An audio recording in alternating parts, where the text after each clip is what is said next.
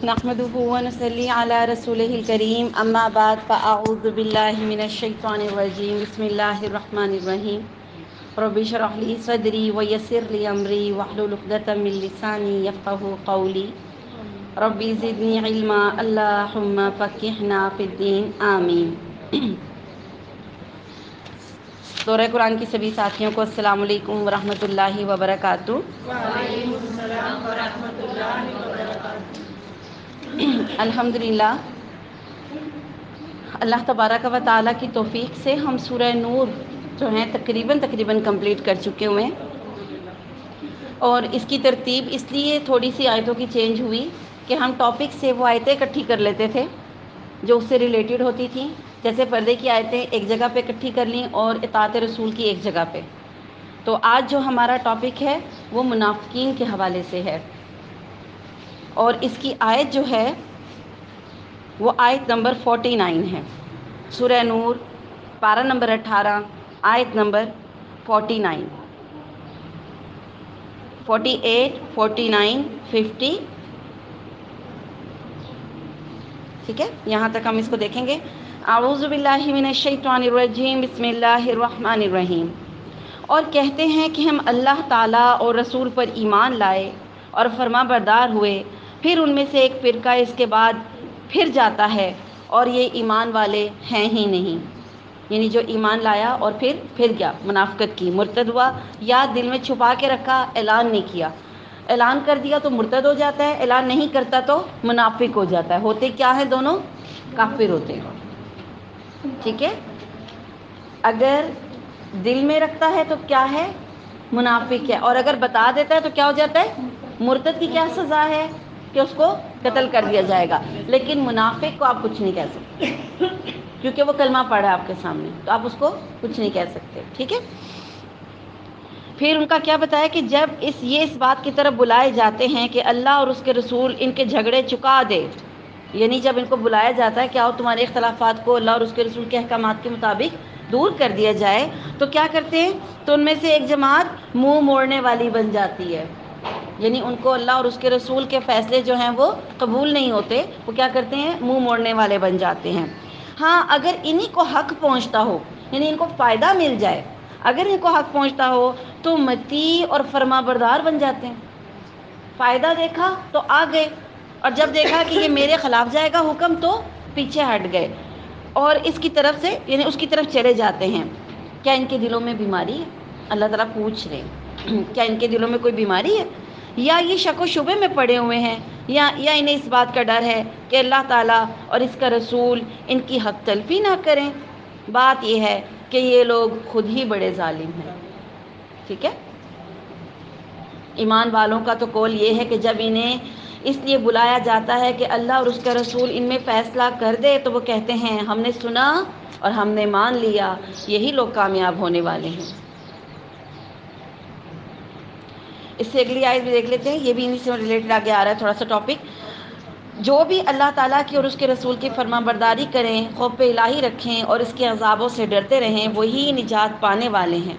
بڑی پختگی کے ساتھ اللہ تعالیٰ کی قسمیں کھا کر کہتے ہیں کہ آپ کا حکم ہوتے ہی نکل کھڑے ہوں گے، کہہ دیجئے بس قسمیں نہ کھاؤ، تمہاری اطاعت کی حقیقت ہمیں معلوم ہے، جو کچھ تم کر رہے ہو اللہ تعالیٰ اس سے باخبر ہے۔ تو اس میں تھوڑا سا منافقین کے بارے میں بتایا گیا کہ ان کا کیا کردار ہوتا ہے۔ ظاہری سی بات ہے اس کو صرف آیتوں کے ساتھ آپ نہیں سمجھ سکتے، تو لہٰذا آج کے ٹاپک میں ہم ڈیٹیل سے پڑھیں گے نفاق ہوتا کیا ہے، منافقت کیا ہوتی ہے، اور علامتیں کیا ہیں کہ ہم پہچان لیں کہ یہ بندہ منافق ہے یا میرے اندر کوئی منافقت والی چیز ہے۔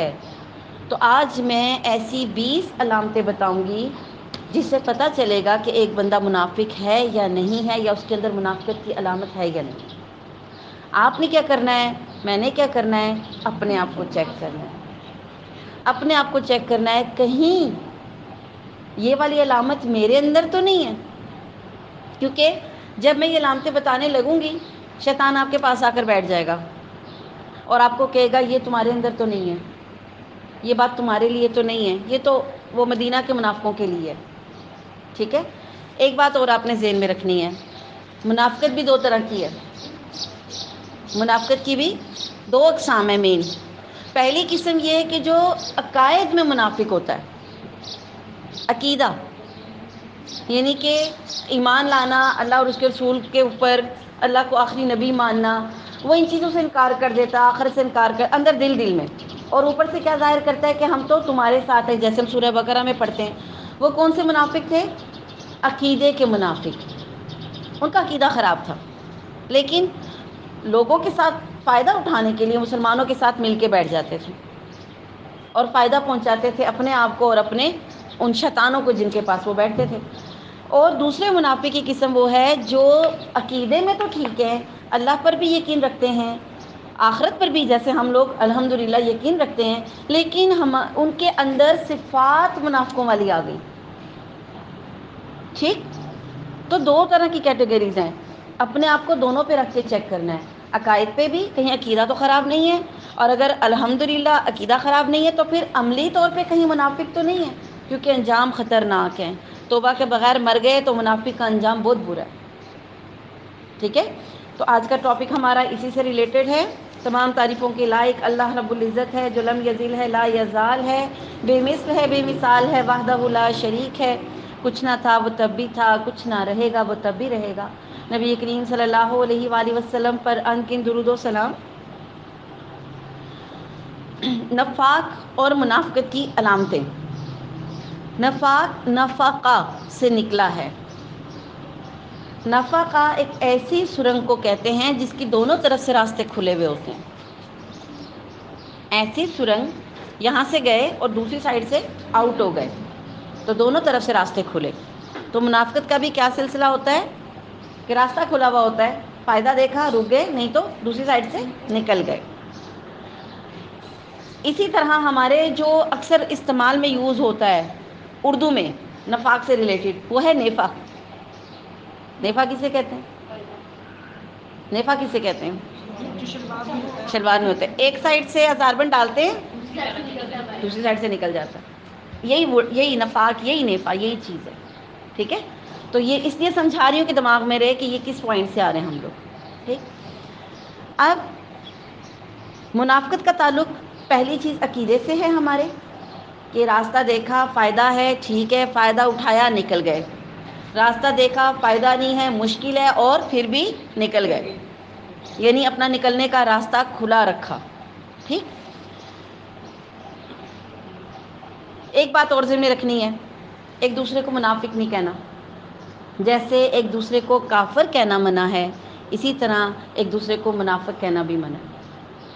نبی کریم صلی اللہ علیہ وسلم نے فرمایا اگر کوئی شخص کسی کو کافر یا منافق کہہ دیتا ہے اور وہ نہیں ہوتا تو پھر کہنے والا ہو جاتا ہے۔ یہ اس لیے بتا رہی ہوں کہ اب جب میں 20 علامتیں بتاؤں گی نا تو آپ کے دماغ میں آپ کے سب سے پہلے رشتہ دار گھومیں گے۔ آپ کہیں گے یہ کوالٹی اس رشتہ دار میں ہے، یہ تو اس کے چچا میں ہے، اس کا ماما ایسا ہے، اس کی پھوپھی ایسی ہے، یہ کام تو اس کی دادی کرتی ہے۔ ہوتا ہے نا، دماغ میں شیطان لاتا ہے۔ پہلے بتا دوں کسی کے بارے میں، ہاں جی، اپنا محاسبہ کرنا ہے اور اپنے ساتھ مل کے دوسروں کو دیکھنا ہے کہ اگر یہ خامی میرے میں تو میری بہن میں بھی ہو سکتی ہے، اور اللہ میری بھی اصلاح کرے اور میری بہن کی بھی اصلاح کرے۔ ٹھیک، تو کسی کو منافق یا کافر نہیں کہا جا سکتا، اسلام اس کی ہمیں اجازت نہیں دیتا، چاہے آپ اس میں علامتیں دیکھتے بھی ہیں۔ ٹھیک، اسی لیے منع کیا، اسی لیے شروع میں ہی منع کر رہی ہوں، کیونکہ جب میں بولوں گی نا وہ علامتیں ایسی ہیں کہ وہ آپ جب خود سنیں گے آپ کو لگے گا یہ ساری ہم میں موجود ہیں۔ ٹھیک ہے، پھر اب ایک چیز اور یاد رکھنی ہے، کچھ علامتیں ایسی ہیں اللہ کے رسول صلی اللہ علیہ وسلم نے فرمایا اگر منافقت کی ایک علامت اس کے اندر ہے تو ایک ہے، دو ہیں تو دو ہیں، تین ہے تو تین علامتیں، لیکن اگر چار ہو جاتی ہیں وہ والی تو پکا منافق ہو جاتا ہے بندہ۔ یہ بھی چیک کرنا ہے کہ ان چاروں میں سے چار ہمارے اندر ہے، ایک ہے، دو ہیں، تین ہے، کتنی ہے۔ ٹھیک ہے، بخاری مسلم کی روایت ہے، نبی کریم صلی اللہ علیہ وآلہ وسلم نے فرمایا منافق کی پہلی علامت ہے کہ جب بات کرے تو جھوٹ بولے۔ تو ہمارا پہلا پوائنٹ ہے منافقت کی علامت میں جھوٹ۔ اب آپ سوچیں، جھوٹ تو ہم بولتے ہی نہیں، بولتے ہیں کہ نہیں بولتے ہیں؟ ایک منٹ کے لیے ذرا اپنے آپ کو سوچیں، صبح سے لے کر جب ہم صبح جاگتے ہیں رات سونے تک اپنی زندگی کے اندر بولنے والے، چاہے ہم نیک ہیں چاہے نیک نہیں ہیں، ہمارے بے شمار جھوٹ ہوتے ہیں، بے شمار جھوٹ، چھوٹوں سے ہی بڑے شروع ہوتے ہیں نا۔ چھوٹی سی مثال ہے، اسکول کی فیس کا ایک کارڈ آتا ہے، ٹیچر نے کچھ فنڈ لکھے ہوتے ہیں، ہم کہتے ہیں، بچہ کہتا ہے آج میڈم نے 50 روپے مانگے ہیں، ہم شوہر سے 50 مانگتی ہیں، ہم کیا کہتی ہیں شوہر سے، ٹیچر نے 200 روپیہ مانگا۔ جھوٹ۔ اب اس میں مجھے تو جھوٹ بولنے کی ضرورت ہے، ویسے 150 مانگ لیں، ویسے وہ دیتے نہیں ہیں، ویسے دیتے نہیں نا، لیکن آپ نے 150 میں جھوٹ خریدا ہے نا، بات تو یہ ہے۔ 150 کا کیا آ جاتا ہے؟ آپ کتنی بھی بچت کریں نا، کتنی بھی بچت کریں، ایک دم نکلتے ہیں، ٹھیک ہے؟ جھوٹ نہیں بولیں، آپ سچ بول کے لیں، مجھے پیسے دیں، آپ لاڈ سے لیں، آپ ضد سے لیں، آپ پیار سے لیں، ٹھیک ہے؟ آپ کوئی کسٹرڈ بنائیں، کوئی اچھی سویٹ ڈش بنا کے رکھیں، انعام کے طور پہ لیں، پر وہ بھی ہم نہیں کرتے نا جی۔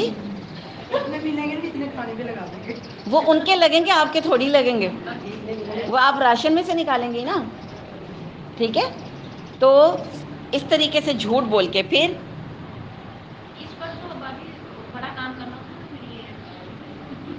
بڑا، ہاں چلیں، یہ آپ کو سمجھ ہے کہ کوئی بڑا کام کرنا ہو تو کسٹرڈ وسٹرڈ بنتے ہیں، ٹھیک ہے؟ چلیں، اسی طرح لنڈے سے چیزیں لیتی ہیں تو کیا بتاتی ہیں کہ لنڈے گئے تھے؟ کیا کہتی ہیں؟ یہ باہر کا ہے، جھوٹ بھی نہیں ہوتا، دیکھا باہر کا ہوتا ہے، ٹھیک ہے؟ لیکن ہم تو جھوٹ بولتے ہیں نا، دیکھیں ہم لنڈا چھپ کے جاتے ہیں، کوئی بھی بتا کے نہیں جاتا، امیر و غریب وہ سب پہنتے ہیں لیکن چھپ کے جاتے ہیں، پھر جھوٹ بھی بولتے ہیں، پھر برانڈ کے نام ٹیگ سنبھال کے رکھے ہوتے ہیں، وہ اس کے اوپر لگاتے ہیں۔ میں نے کئی لڑکیوں دیکھا ہے وہ ٹیگ سنبھال کے رکھتی ہیں اور وہ اس کے اوپر اٹیچ کرنے، ان کو اتنے اچھے اٹیچ کرنے آتے ہیں، بالکل لگتا ہے اوریجنل ہے، ٹھیک ہے؟ جھوٹ۔ اسی طرح گھر میں آ گیا کوئی، گھر میں آ گیا کوئی، آپ نے نہیں ملنا، آپ بچوں کو کہہ دیں، کہہ دو گھر میں نہیں ہے، لیکن جھوٹ ہے، آپ کو جھوٹ لگے گا ہی نہیں،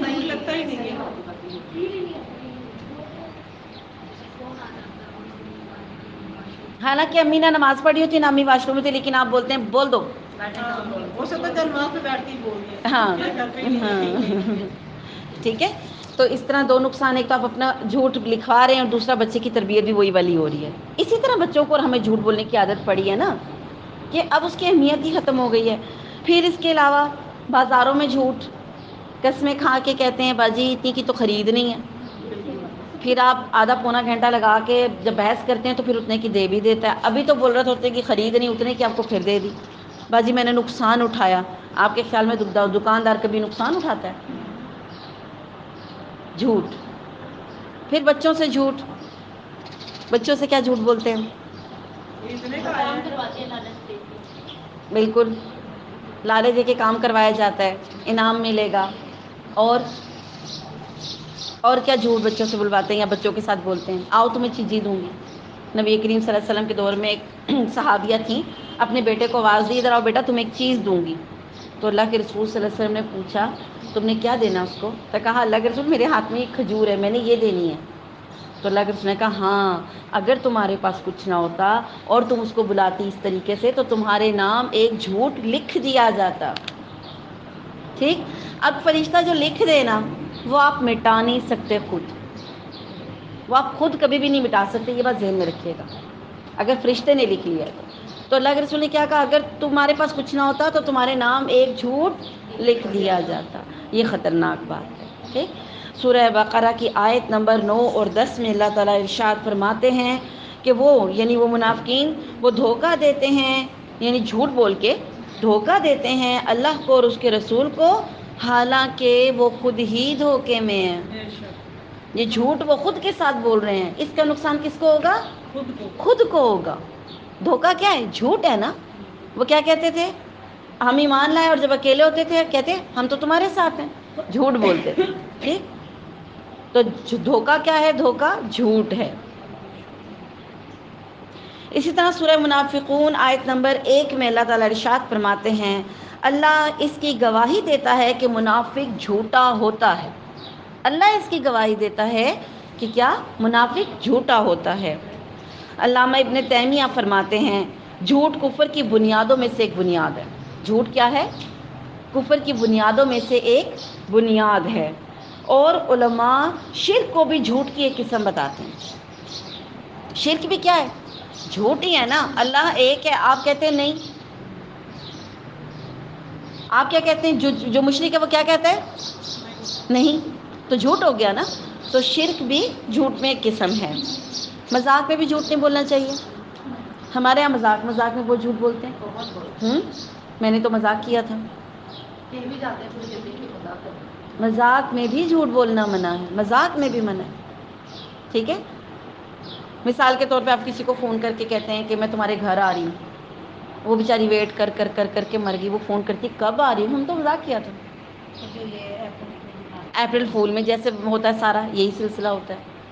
یا کسی کو ٹینشن ڈالنے کے لیے کہہ دیا کہ ہم نے تمہارے گھر کچھ بھیجا تھا، یہ تھا وہ تھا، اور ہوتا کچھ نہیں ہے، جھوٹ، تم گھر پہ ہی نہیں تھے۔ وہ اس کو پتہ چل گیا وہ اس وقت گھر پہ نہیں ہے، اس کو پتہ چل گیا یہ اس وقت گھر پہ نہیں، چلو ایک ڈش چڑھا دیتے ہیں اس پہ، ہم پہلے مار کے آ گئے۔ نہیں گئے تھے، گھر سے گئے ہی نہیں، ملنے بھی نہیں گئے ہم نے، تم کیونکہ پتہ چل گیا وہ اس وقت وہاں گھر پہ نہیں ہے، تو اس پہ احسان چڑھا دیا ہم تمہارے گھر گئے تھے، آگے تم تھے ہی نہیں۔ جھوٹ، پکڑے گئے تو مذاق کیا تھا، ٹھیک۔ مذاق میں بھی جھوٹ، جھوٹی گواہی دینا، یہ بڑی کامن چیز ہے۔ اب میری بہن ہے، پھنس رہی ہے، جھوٹ بول دیا۔ جرگا بیٹھا ہے، کوئی بات ہے، کوئی مخالفت کی بات ہے، آپ کو پتہ بھی ہے سچ کیا ہے، جھوٹی گواہی دے دیں گے، میری بہن بچ جائے۔ بہت سا گناہ ہے جھوٹی گواہی دینا، ٹھیک۔ اسی طرح جھوٹی قسم کھا لینا، بات بات پہ جھوٹی قسم کھانا۔ قسمیں کھاتا کون ہے؟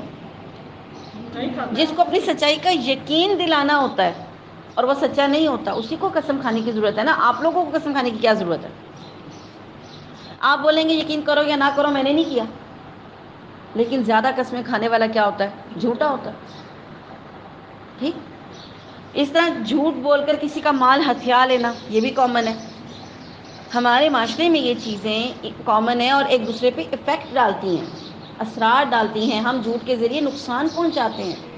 دیکھیں نا، کسی کا مال کھا لیا جھوٹ بول کر، موبائل ہی بیچتے ہیں، جھوٹ بول کر بیچتے ہیں، بعد میں پتہ چلتا ہے اس کے تو یہ فیچر سارے غلط تھے۔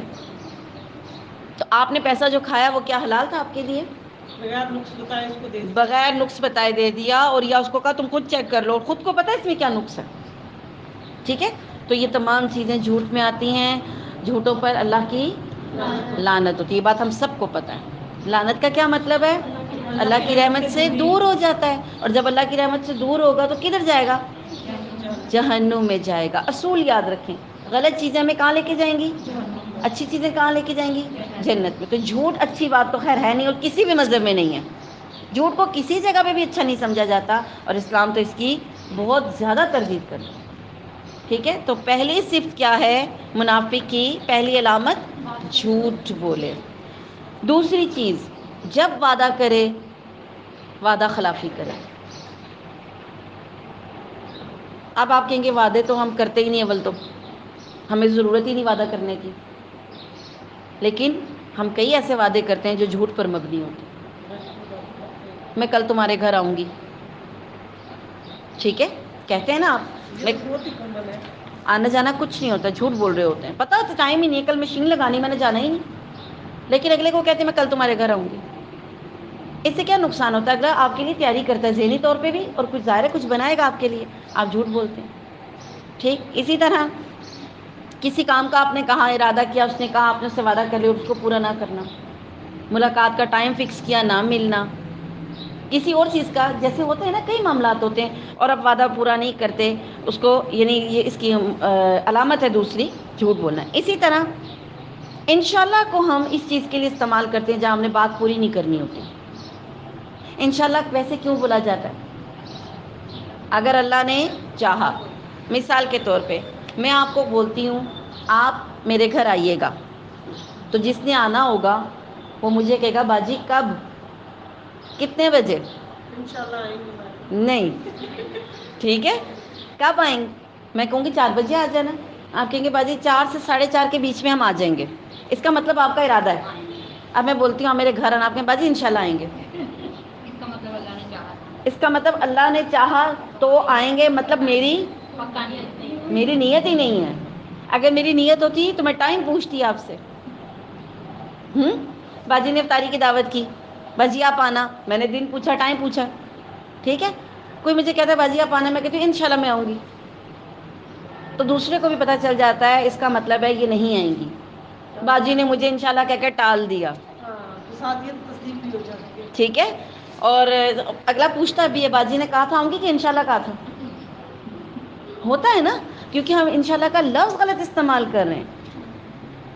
انشاءاللہ کا ویسے مطلب یہ ہوتا ہے میرا ارادہ پکا ہے، اگر اللہ کی طرف سے کوئی رکاوٹ نہ آئی تو میں آؤں گی، یہ مطلب ہوتا ہے انشاءاللہ کا، ٹھیک۔ وعدہ خلافی کے لیے انشاءاللہ کا لفظ استعمال کرتے ہیں، تو یہ دوسری بڑی علامت ہے کہ ایک شخص جو وعدہ کرے اس کو پورا نہ کرے۔ وعدوں میں اور بھی بہت ساری چیزیں ہو سکتی ہیں، آپ نے کسی کو سلائی سکھانے کا وعدہ کیا، کسی کو پڑھانے کا وعدہ کیا، کسی کو کہا تمہارا یہ کام فری کر دوں گی، لیکن اس کے وعدے پورے نہیں ہوتے۔ کاروباری وعدے، اس ڈیٹ پہ تم مجھ سے پیمنٹ لے لینا، اس پہ پورا نہیں ہو رہا، اس ڈیٹ پہ یہ پیمنٹ مل جائے گی، اسٹامپ اس ڈیٹ پہ لکھ لیا جائے گا، لیکن جب آگے وہ دن آتا ہے تو وہ پورا نہیں ہوتا۔ اس کا مطلب کیا ہے؟ آپ اپنے وعدے پورے نہیں کرتے۔ قیامت کے دن اللہ تعالیٰ نے کیا کہا قرآن پاک میں ہے کہ وعدے پورا کرو، بے شک وعدوں کے بارے میں اللہ تم سے پوچھے گا۔ یعنی یہ وہ کام ہے جس کے بارے میں اللہ پوچھے گا تم نے اپنا وعدہ پورا کیوں نہیں کیا تھا۔ وعدہ کریں ہی نہ اگر نہیں پورا کر سکتے، لیکن اگر کر سکتے ہیں تو پھر وعدے کو کمپلیٹ کریں اپنے ارادوں کے ساتھ، کانشیسلی، ٹھیک ہے۔ تیسری جو علامت ہے ایک منافق ہونے کے لیے، یہ بخاری مسلم کی روایت میں ہی چاروں علامتیں، اس لیے 1 2 3 یہ اسی روایت کو چل رہا ہے۔ امانت میں خیانت کرتا ہے، جو منافق ہوتا ہے وہ امانت میں خیانت کرتا ہے۔ مثال کے طور پہ آپ نے اس کے پاس کوئی رقم رکھوائی ہے، اس میں سے ادھر ادھر کر دی اور بعد میں مکر گئے، نہیں تم نے تو اتنے دیے تھے، اتنے تو نہیں تھے۔ وہ کہتا ہے میں نے گن کے دیے تھے، آپ کہتے ہیں نہیں اتنے ہی تھے، ٹھیک، رقم ادھر ادھر کر دینا۔ پھر اگر واپس لوٹانا ہے تو اس میں ادھر ادھر کرنا، ٹائم ادھر ادھر کرنا، خیانت کر دینا، یا چیز کو نقصان دے کر واپس کرنا، جو میرے کام کی نہیں رہی تو اس کے بھی نہ رہے، خیانت میں ہی آ گیا نا، اس کے لیے بھی بیکار کر دی، ٹھیک۔ دوسری خیانت کیا ہوتی ہے؟ آپ کو کسی نے کوئی سیکرٹ بتایا، بہن سمجھ کے، دوست سمجھ کے، ہمدرد سمجھ کے، اور آپ اندر سے کیا رکھتے ہیں اس کو نہیں پتا، منافقت ہو گئی۔ آپ کے دل میں کیا ہے اس بندی کو نہیں پتا، وہ آپ سے اپنی رازداری والی باتیں کرتی ہے، اور اس کے جاتے ہی آپ فون اٹھاتی ہیں اور اس کو گھما کر رکھ دیتی ہیں، یہ خیانت ہو گئی نا۔ ابھی کل ہم نے پڑھا کہ نبی کریم صلی اللہ علیہ وسلم نے فرمایا جب کوئی شخص تمہیں کوئی بات کہے اور دائیں بائیں دیکھے کوئی سن تو نہیں رہا، تو پھر وہ بات تمہارے پاس کیا ہو گئی؟ امانت ہو گئی۔ اب آپ کیا کر رہے ہیں؟ بتا کر اس کی امانت میں خیانت کر رہے ہیں، کسی کے سیکریٹس آؤٹ کرنا، ٹھیک۔ اسی طرح آپ کو کسی ادارے میں ذمہ داری دی گئی ہے اور آپ اس ذمہ داری کو پورا نہیں کرتے، یہ بھی خیانت ہے۔ آپ کو 4 گھنٹے کام کرنے کی پے دی جا رہی ہے اور آپ 2 گھنٹے بعد شروع ہو جاتے ہیں جانے کی تیاری کرنا، اور 2.5 گھنٹے ہوتے ہیں تو آپ نکل جاتے ہیں، باقی کے جو آپ نے 1.5 گھنٹے کی خیانت کی ہے اس کا اللہ تعالیٰ آپ سے حساب لے گا۔ آپ نے اپنی ذمہ داری کا 1.5 گھنٹہ ڈیلی چھوڑا۔ کئی لوگ چھٹی سے 5 منٹ پہلے نکل جاتے ہیں، کہتے 5 منٹ تو 5 منٹ میں کیا کرنا ہے؟ ٹھیک ہے 5 منٹ میں آپ نے کچھ کرنا نہیں، لیکن آپ کی پے کے ساتھ وہ 5 منٹ نتھی ہیں، آپ کو سیٹ پہ 5 منٹ بیٹھنا ہے، اور ایک دن 5 منٹ، اگلے دن کتنے منٹ ہو جائیں گے؟ تیسرے دن، چوتھے دن، اور جس نے 20 سال کی سروس میں 5 منٹ اکٹھے کیے ہیں، تو قیامت کے دن کیا ہوگا؟ وہ ایک 5 منٹ جو ہے نا آپ کو جہنم میں لے جائے گا۔ آپ کی ڈیوٹی اگر 2 بجے تک اس سیٹ پہ بیٹھنے کی ہے تو آپ 2 بجے سے پہلے اس سیٹ کو نہیں چھوڑ سکتے، چاہے آپ فارغ بیٹھے ہیں، آپ کو وہاں بیٹھنے کی پے مل رہی ہے۔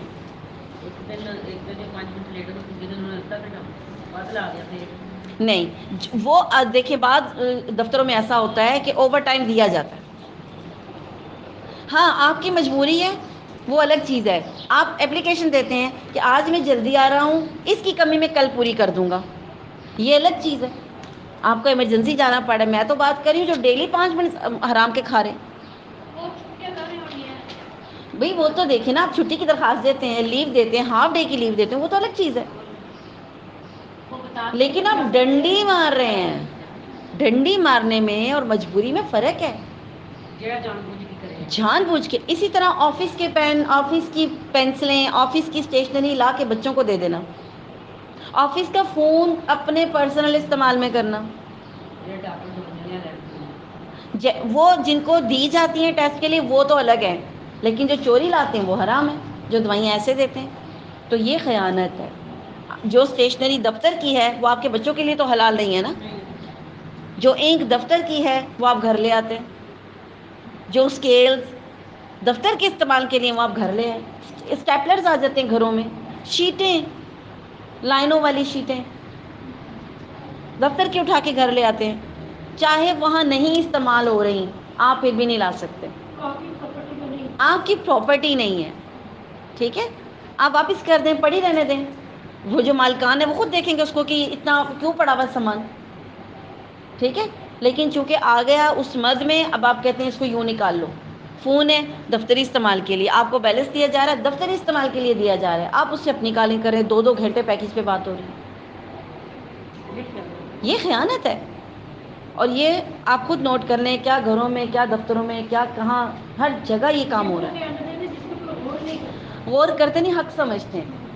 اس پہ اپنا حق سمجھتے ہیں ہم لوگ، ٹھیک. تو امانت میں خیانت کرنا منافقت کی تیسری علامت ہے.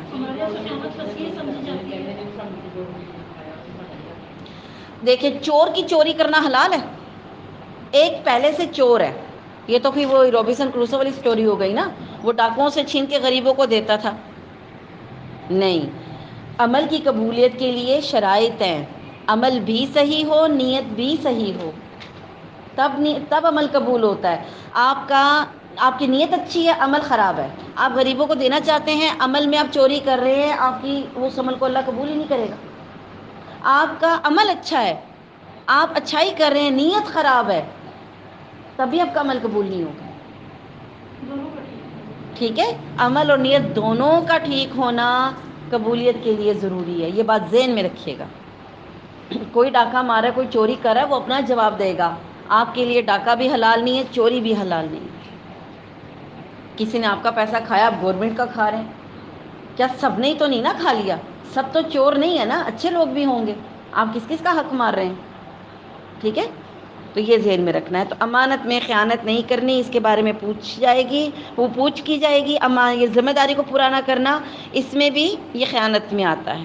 ٹھیک. کیا ہوتا ہے اس کے رزلٹ کیا نکلتا ہے؟ ہم کسی پر بھی بھروسہ نہیں کرتے. آج ہم کسی پہ بھروسہ نہیں کرتے اسی وجہ سے. اور کوئی آپ کو اچھا مشورہ مانگے، آپ اس کو غلط مشورہ دے دیں، یہ بھی خیانت ہے. یہ بھی امانت میں خیانت ہے. آپ سے کوئی مشورہ مانگ رہا ہے تو آپ اس کو الٹے سیدھے مشورے دینے شروع کر دیں. کوئی لڑکی روٹھ کے آتی ہے، میں کہتی ہوں اس لڑکی کو روٹھ کے آنا اس کی سب سے بڑی غلطی ہوتی ہے. کیا میکے والے، کیا ہمسائیاں، کیا سہیلیاں اس لڑکی کو پہلے تو باور کرواتے کہ تم سے بڑا بے وقوف اس دنیا میں کوئی نہیں ہے. پہلے تو اس کے دماغ کو برین واش کرتے، صاف کرتے کہ تم بے وقوف ہو. جب وہ اس پہ آ جاتی ہے پھر اس میں اپنا جو دماغ کا مواد ہے اس میں ڈالنا شروع کر دیتے ہیں. اب تم یہ کرو، اب تم میرے کہنے سے چلو. سارے مشورے الٹے سیدھے. کیا ہوتا ہے؟ طلاق ہو جاتی ہے. جس کے بارے میں آپ اس کو غلط باتیں سکھا رہے ہیں اس کا گھر تو نہیں بساتی ہیں وہ باتیں. تو یہ بھی کیا ہے؟ خیانت ہے. کوئی بچی روٹھ کے آئی، آپ کا کیا کام بنتا ہے؟ ہم کریدتے ہیں. ہم دیکھیں کریدیں گے نا. کریدنا کسے کہتے ہیں؟ زخم کو چھیلنے کو کہتے ہیں. کبھی چھیلا ہے زخم اپنا؟ سنی فلاسک لگا کے اتاری ہے کبھی؟ تکلیف ہوتی ہے. کتنی تکلیف ہوتی ہے. آپ زخم کو چھیلتے ہیں، اس کے دکھوں کو تازہ کرتے ہیں، اس کو رلاتے ہیں، پھر اس کو غلط مشورے دیتے ہیں. یہ منع ہے اسلام میں. اس کی کوئی ہوئی آپ کہیں بھئی مٹی ڈالو، دہرانے کی بھی ضرورت نہیں ہے. آگے سوچو کیا کرنا ہے، اللہ بہتر کرے گا. اس کو صبر کی تلقین کریں، اس کو اچھے مشورے دیں. اندازہ ہو جاتا ہے کہ بچی کی غلطی ہے یا اس کے شوہر کی غلطی ہے. اندازہ ہو جاتا ہے کیونکہ اپنی بچیوں کی خامیوں کا پتہ ہوتا ہے ہمیں. مجھے پتہ میری بیٹی میں بے صبرا پن ہے، میری بیٹی میں غصہ ہے، یہ بڑبولی ہے، بول جاتی ہے، تو اپنی بچی کی خامیوں کو سامنے رکھیں، اس کو سائڈ پہ رکھ کے ہم کہتے ہیں نہیں یہ کسی کی پٹیوں میں آیا جو اس نے تمہیں یہ بات کی. اس کی جرت کیسی ہوئی؟ اس کی جرت، اس کی جرت ہماری بیٹی کو بات کی. چھوڑا بچے، دیکھی جائے گی، 4 دن سنبھالے گا، کل ٹھکانے آئے گی. یہ آپ خیانت کر رہے ہیں، اس کا گھر توڑ رہے ہیں. آپ کو مشورے وہ دینے چاہیے جو طلاق ایک ایسا کام ہے، حلال کام ہے، کہ جب کوئی شخص کسی کو طلاق دیتا ہے اللہ کا غصے سے کانپ اٹھتا ہے. ٹھیک ہے، تو امانت میں خیانت، غلط مشورہ دینا. جی تو گھر اجڑتے ہی ہیں نا، جھگڑ، میں وہی بتا رہی ہوں نا، تباہیاں لگ جاتی ہیں. گھر نہ بھی اجڑے نا، آپ اپنی بیٹیوں کو مریض بنا دیتے ہیں. وہ ڈپریشن میں رہ کر اتنے برے حالوں میں آ جاتی ہے، دنیا میں آنے والے بچے پہ بھی اس پہ افیکٹ پڑتے ہیں. یا دب جاتی ہے یا چڑ جاتی ہے. غلط مشوروں کے اتنے نقصانات ہیں. یا وہ دب جائے گی، غلاموں والی ہو جائے گی، ٹھیک ہے جو ہو رہا ہے ہوتا رہے، جو بچہ بھی ویسا ہی ہوتا ہے پھر اس کا، وہ بھی غلام ابن غلام والا بن جاتا ہے سسٹم. اور یا پھر وہ اتنی چڑ جائے گی کہ کسی کو کچھ سمجھے گی نہیں، ہر چیز کو مار دھاڑ اور اس لیول پہ لے آئے گی. ٹھیک ہے، تو غلط مشورہ تباہیاں لگاتا ہے، اور یہ منافق کی تیسری بڑی نشانی ہے. اس کے بعد چوتھی نشانی، جب بات کرے تو بد کلامی کرے، جب جھگڑا ہو تو گالیاں دے. بد کلامی اور گالی 2 مین چیزیں ہیں. بد کلامی کیا ہوتی ہے؟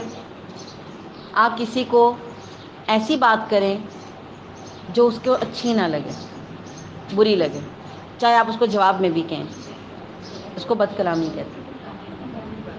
ٹھیک، نبی کریم صلی اللہ علیہ وسلم کے گھر کے پاس سے ایک دفعہ کچھ یہودی گزر رہے تھے، اور یہودیوں نے اونچا سا کہا السلام علیکم. اس کا مطلب کیا تھا؟ تمہیں موت آئے. عائشہ رضی اللہ تعالیٰ عنہا سن رہی تھی، انہیں بہت غصہ آیا. انہوں نے کہا تمہیں موت آیا، خدا کی تم پہ لعنت ہو.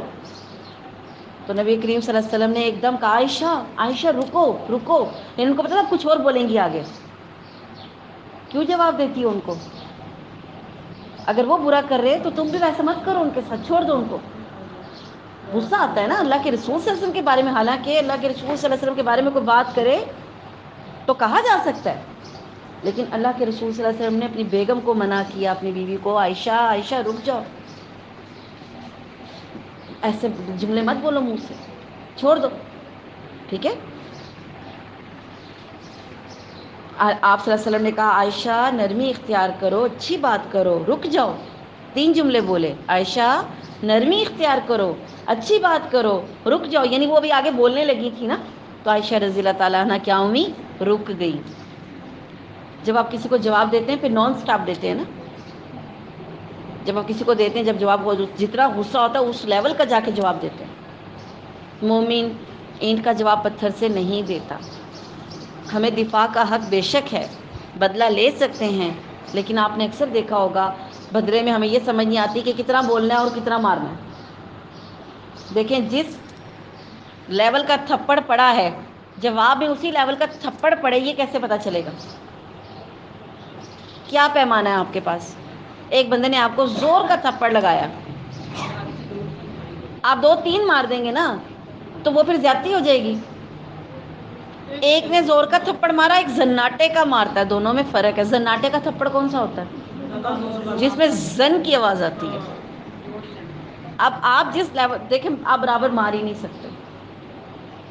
اب جس کی اس کی طاقت تھی اس نے زناٹے کا مارا، آپ 2 تھپڑ 1 مکہ مار دیتے. بچوں کی لڑائی دیکھیں نا، یہی ہوتا ہے نا، ہے نا. آپ بچوں کی لڑائیاں دیکھتے ہیں نا، تو بڑوں کی بھی ایسی ہوتی ہیں. ہاں، اب ایک ہی لگانا، ایک لگی ہو نا، لیکن آپ یہ لیول کیسے طے کرتے کہ اس نے اتنا مارا تھا؟ تو پھر کیا بہتر ہے؟ معاف کر دیا جائے، چھوڑ دیا جائے.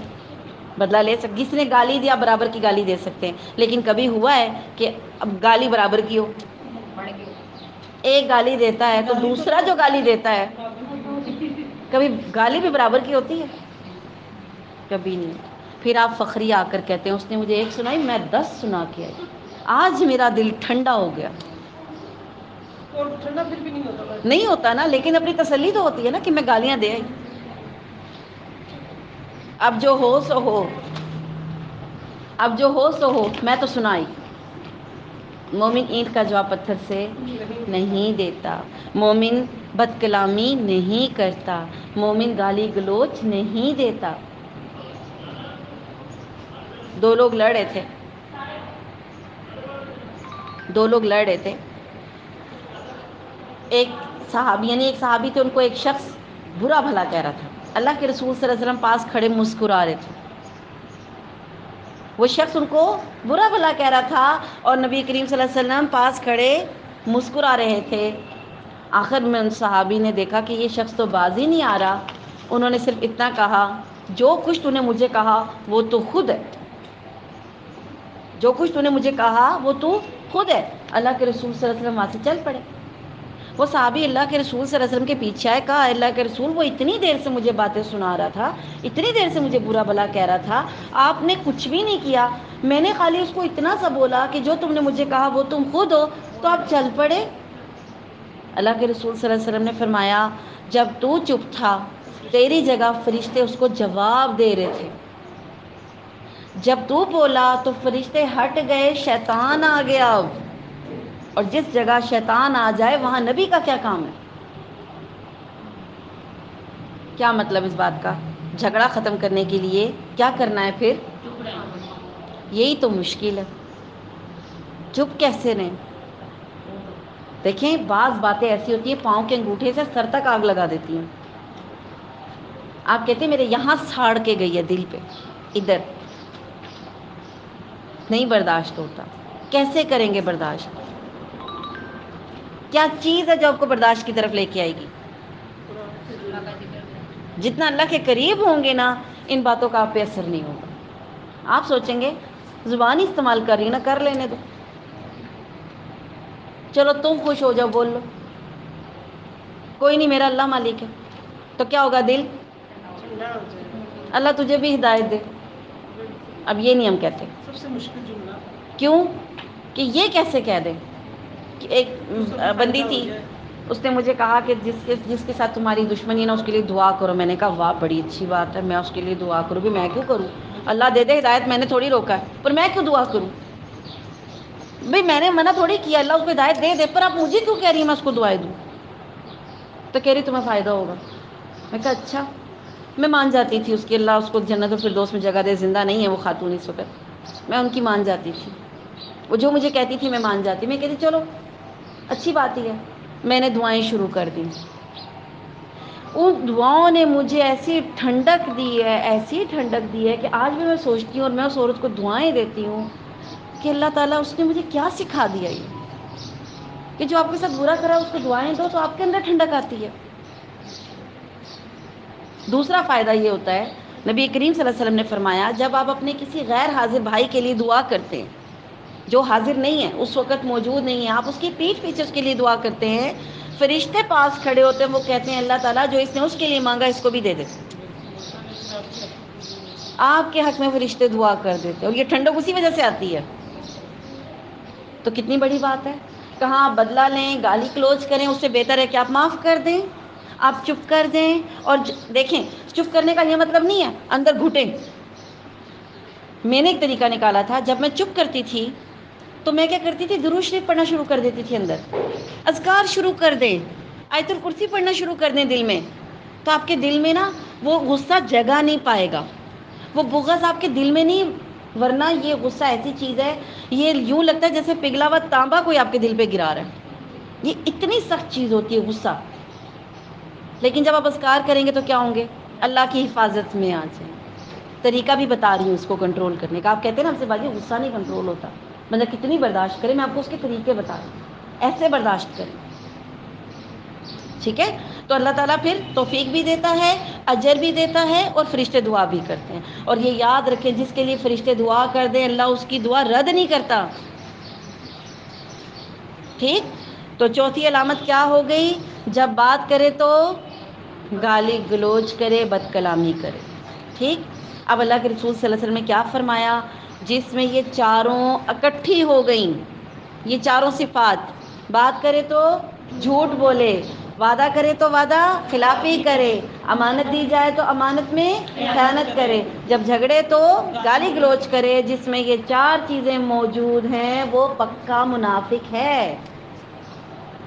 اپنے آپ کو ضرور چیک کریں، ہم سب کو اپنے آپ کو چیک کرنا ہے، کہیں یہ چاروں ہم میں تو نہیں۔ اچھا، چاروں میں سے ایک ہے تب بھی خطرناک ہے، چاروں میں سے دو ہیں تب بھی خطرناک ہے، چاروں میں سے تین ہے تب بھی۔ کیوں؟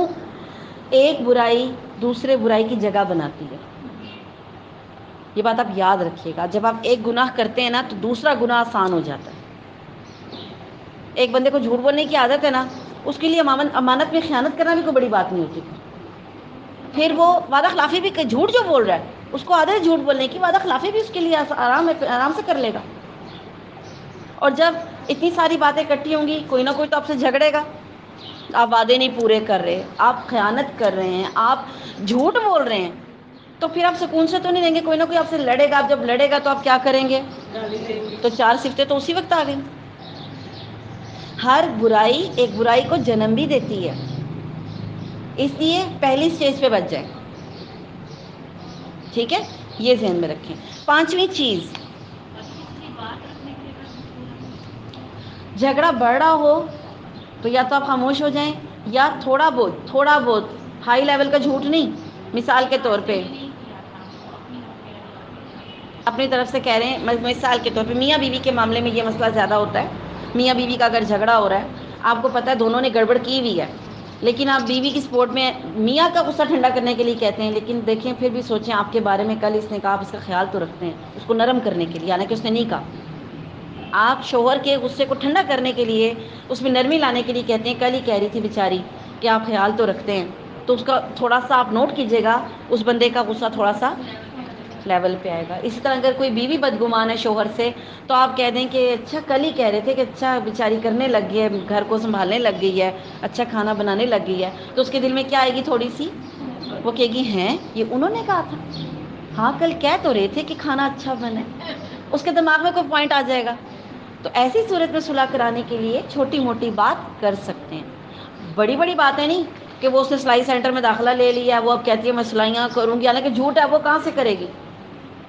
ایسے جھوٹ نہیں، چھوٹے موٹے جو دلوں میں نرمی پیدا کریں وہ کیے جا سکتے ہیں، ٹھیک ہے؟ لیکن یہاں تو یہ معاملہ نہیں ہے، ہمارے ہاں تو پتہ چلنے کی دیر ہے میاں بیوی لڑے ہوئے ہیں تو کیا کرتے ہیں؟ کیلی ڈالتے ہیں اسٹیپ۔ ابھی تو تمہیں میں نے وہ باتیں بتائی نہیں جو اس نے پرسوں مجھے کی ہیں، ابھی تو وہ باتیں میں نے تم سے کی نہیں ہے جو مجھے کر کے گئی ہے وہ، ابھی ہفتہ پہلے میری بات ہوئی تھی، توبہ توبہ اللہ معاف کرے، بس رہنے دو، میں نے کی نا تو بات بڑھ جائے گی۔ تو یہ آپ کیا کر رہے ہیں؟ مسالہ ڈال رہے ہیں۔ یا بیوی کو کہہ رہے ہیں شور پہ ذرا نظر رکھا کرو، گاڑی گھماتا رہتا ہے کہیں تمہیں نہ گھما دے۔ ہم تو یہ باتیں کرتے ہیں اور اچھا خاصا شک ڈال کے جاتے مسالہ ڈال کے جاتے ہیں۔ ہیں۔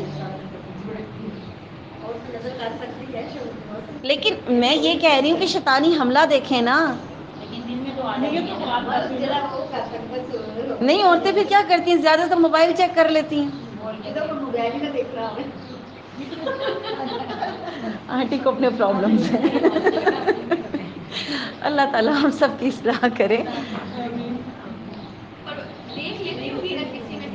پتہ چل جاتا ہے عورتوں کی چھٹیز بہت تیز ہوتی ہے، آپ ٹینشن نہ لیں، پتہ ہوتا ہے بندے کو۔ ہاں جی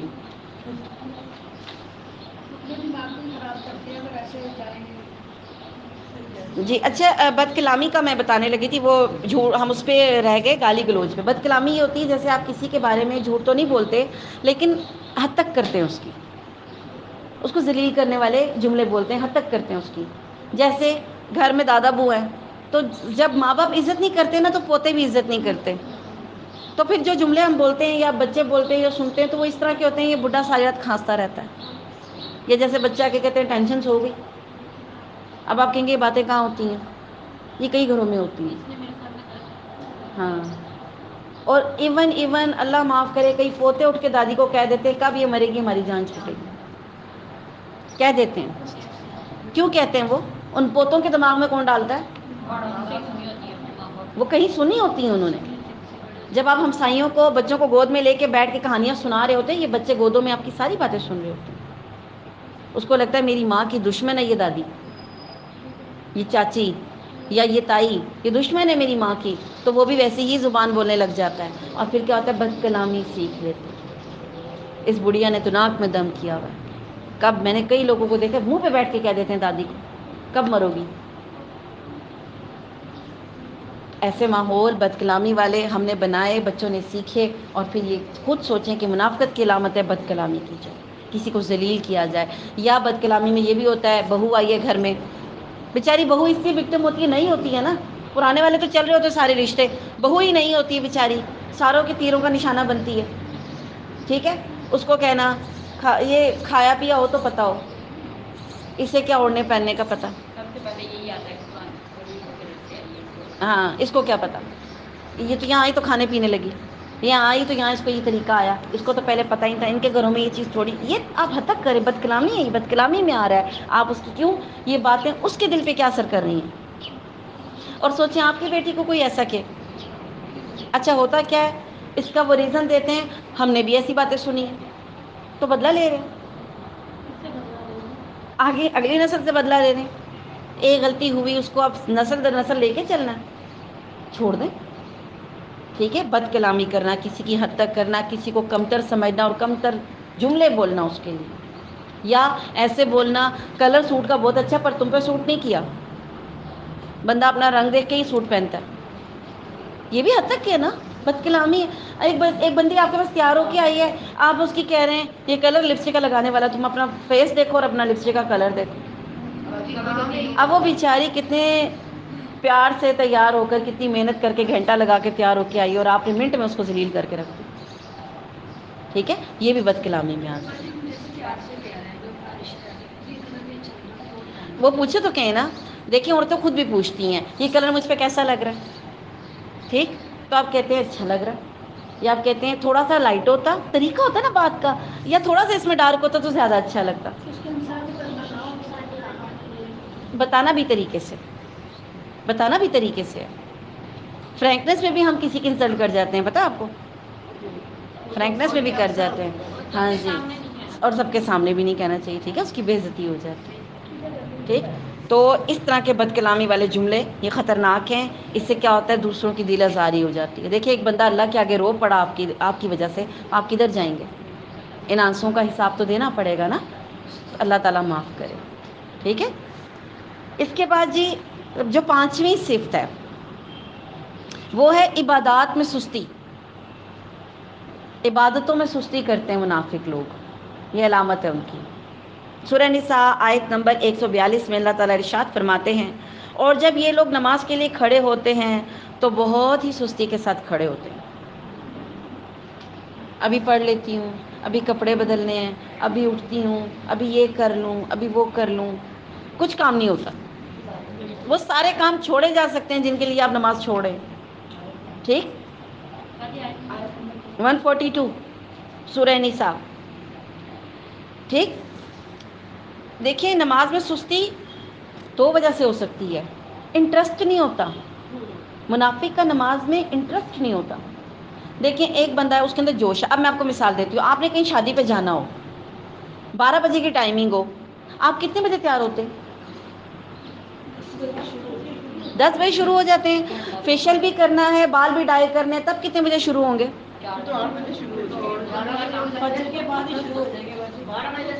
ماشاء اللہ، بالکل صحیح کہہ رہی ہیں. اس کا کیا مطلب ہے؟ آپ کا انٹرسٹ ہے نا. نماز کے لیے کتنی دیر پہلے اٹھتے ہیں؟ اس کی نماز کے ختم ہونے کے ٹائم سے 5 منٹ پہلے. اس کا کیا مطلب؟ منافق کا نماز میں سستی کی کیا وجہ؟ اس کا انٹرسٹ نہیں ہے. اس کے اندر نماز کے لیے شوق نہیں ہے، انٹرسٹ نہیں ہے. پھر سستی میں دوسری چیز کیا آتی ہے؟ نماز تو پڑھتے ہیں، کانشیس نہیں ہوتے، بددلی سے پڑھتے ہیں، ارکان ادا صحیح نہیں کرتے. ٹھیک، پوری نماز پڑھ لی، پتہ ہی نہیں چلا کیا پڑھا. یہ بھی نہیں پتا ہوتا سورہ فاتحہ کے بعد سورت کون سی ملائی تھی، کانشیس جو نہیں ہے. پھر نماز پڑھ لی رکھتے بھول گئے کیونکہ کانشیس نہیں تھے. ایک ہوتا ہے وسوسے آنا، وہ الگ چیز ہے. آپ دل سے گئے ہیں، وضو کیا ہے، صحیح ٹائم پہ پڑھیں، وسوسے وہ الگ چیز ہے. لیکن یہ میں ان کی بات کر رہی ہوں جن کا چونکہ نماز میں انٹرسٹ نہیں ہے، وہ کانشیس بھی نہیں ہے. ٹھیک، پھر کھجلی شروع ہو جاتی ہے نماز میں، کبھی یہاں کبھی یہاں کبھی یہاں. مجھے ایک بات بتائیں، آپ کبھی شادی پہ ہیئر اسٹائل بنا کے جاتے ہیں، آپ کو کھجلی آتی ہے؟ نہیں کریں گے، ہے نا. کبھی ایک پانچا سیدھا کر رہے ہیں، کبھی دوپٹہ سیٹ کر رہے ہیں، کبھی قمیض ٹھیک کر رہے ہیں، کبھی چوڑیاں ٹھیک کر رہے ہیں. اچھا انگوٹھی الٹی کر کے پھر سیدھی کر دیں گے. بیکار کام، کیونکہ نماز پہ دھیان نہیں ہے نا، تو ہر چیز پہ دھیان ہے. ٹھیک، پھر ادھر ادھر نظر دوڑانا، سب نظر سائڈ پہ کیا ہو رہا ہے، کان کہیں اور. یہ نماز کی چوری ہے. نماز کی چوری تو چوری ہو گئی نا، نماز کی خیانت ہو گئی. وہی منافقوں والی بات ہو گئی نا. ٹھیک، ارکان پورے نہیں کیے، صحیح طریقے سے رکو، ایک سجدہ کیا پورے اٹھے بھی نہیں ہوتے، دوسرا سجدہ ٹھا ساتھ ہی. سبحان ربی العلیٰ جاتے ہوئے کہتے ہیں، ایک وہاں پڑھتے ہیں، دوسرا اٹھتے ہوئے پڑھتے ہیں. تین ہی پڑھتے ہیں نا، سبحان ربی العلیٰ 3 دفعہ، ایک جاتے ہوئے پڑھتے ہیں، ایک وہاں پڑھا اور ایک اٹھتے ہوئے پڑھ لیا. بیٹھ کے کہتے ہیں اللہ اکبر، اور پھر اللہ اکبر کے ساتھ ہی دوسرا سجدہ. آپ کو پتہ ہے 2 سجدوں کے بیچ میں ایک دعا ہے. ٹھیک ہے، اور 2 سجدوں کے بیچ میں دعا قبول ہوتی ہے، پتہ ہے آپ کو؟ وہ نہیں پڑھتے ہم، جب سے پتہ چلا پڑھتے ہیں. اچھی بات ہے ماشاءاللہ، جو عمل کرتے ہیں بہت اچھی بات ہے ماشاءاللہ. ٹھیک ہے، جو پڑھتے ہیں. لیکن مقصد کیا ہے؟ سستی، نماز کے اندر سستی کرتے ہیں. پھر جمائیاں، لگاتار جمائیاں. آپ شادی پہ جاتے ہیں، کسی کی جمائیاں لیتے ہیں؟ کیوں نہیں لیتے ہیں؟ بیس خراب ہوتی ہے. اور کیا وجہ ہوتی ہے جمائی میں؟ برا لگتا ہے بندہ. تو آتی ہے نہیں. آتی ہے؟ نہیں نہیں آتی. جب کھانا رات کا لیٹ ہو نا، جمائیاں آتی ہیں، لیکن منہ پکڑتے ہیں، لیتے نہیں ہیں. اور اللہ کے آگے کھڑے ہیں اور لائن سے جمائیاں لے رہے ہیں. جمائی ایسی چیز ہے، آپ منہ سے بولیں شروع ہو جاتی ہیں آنی.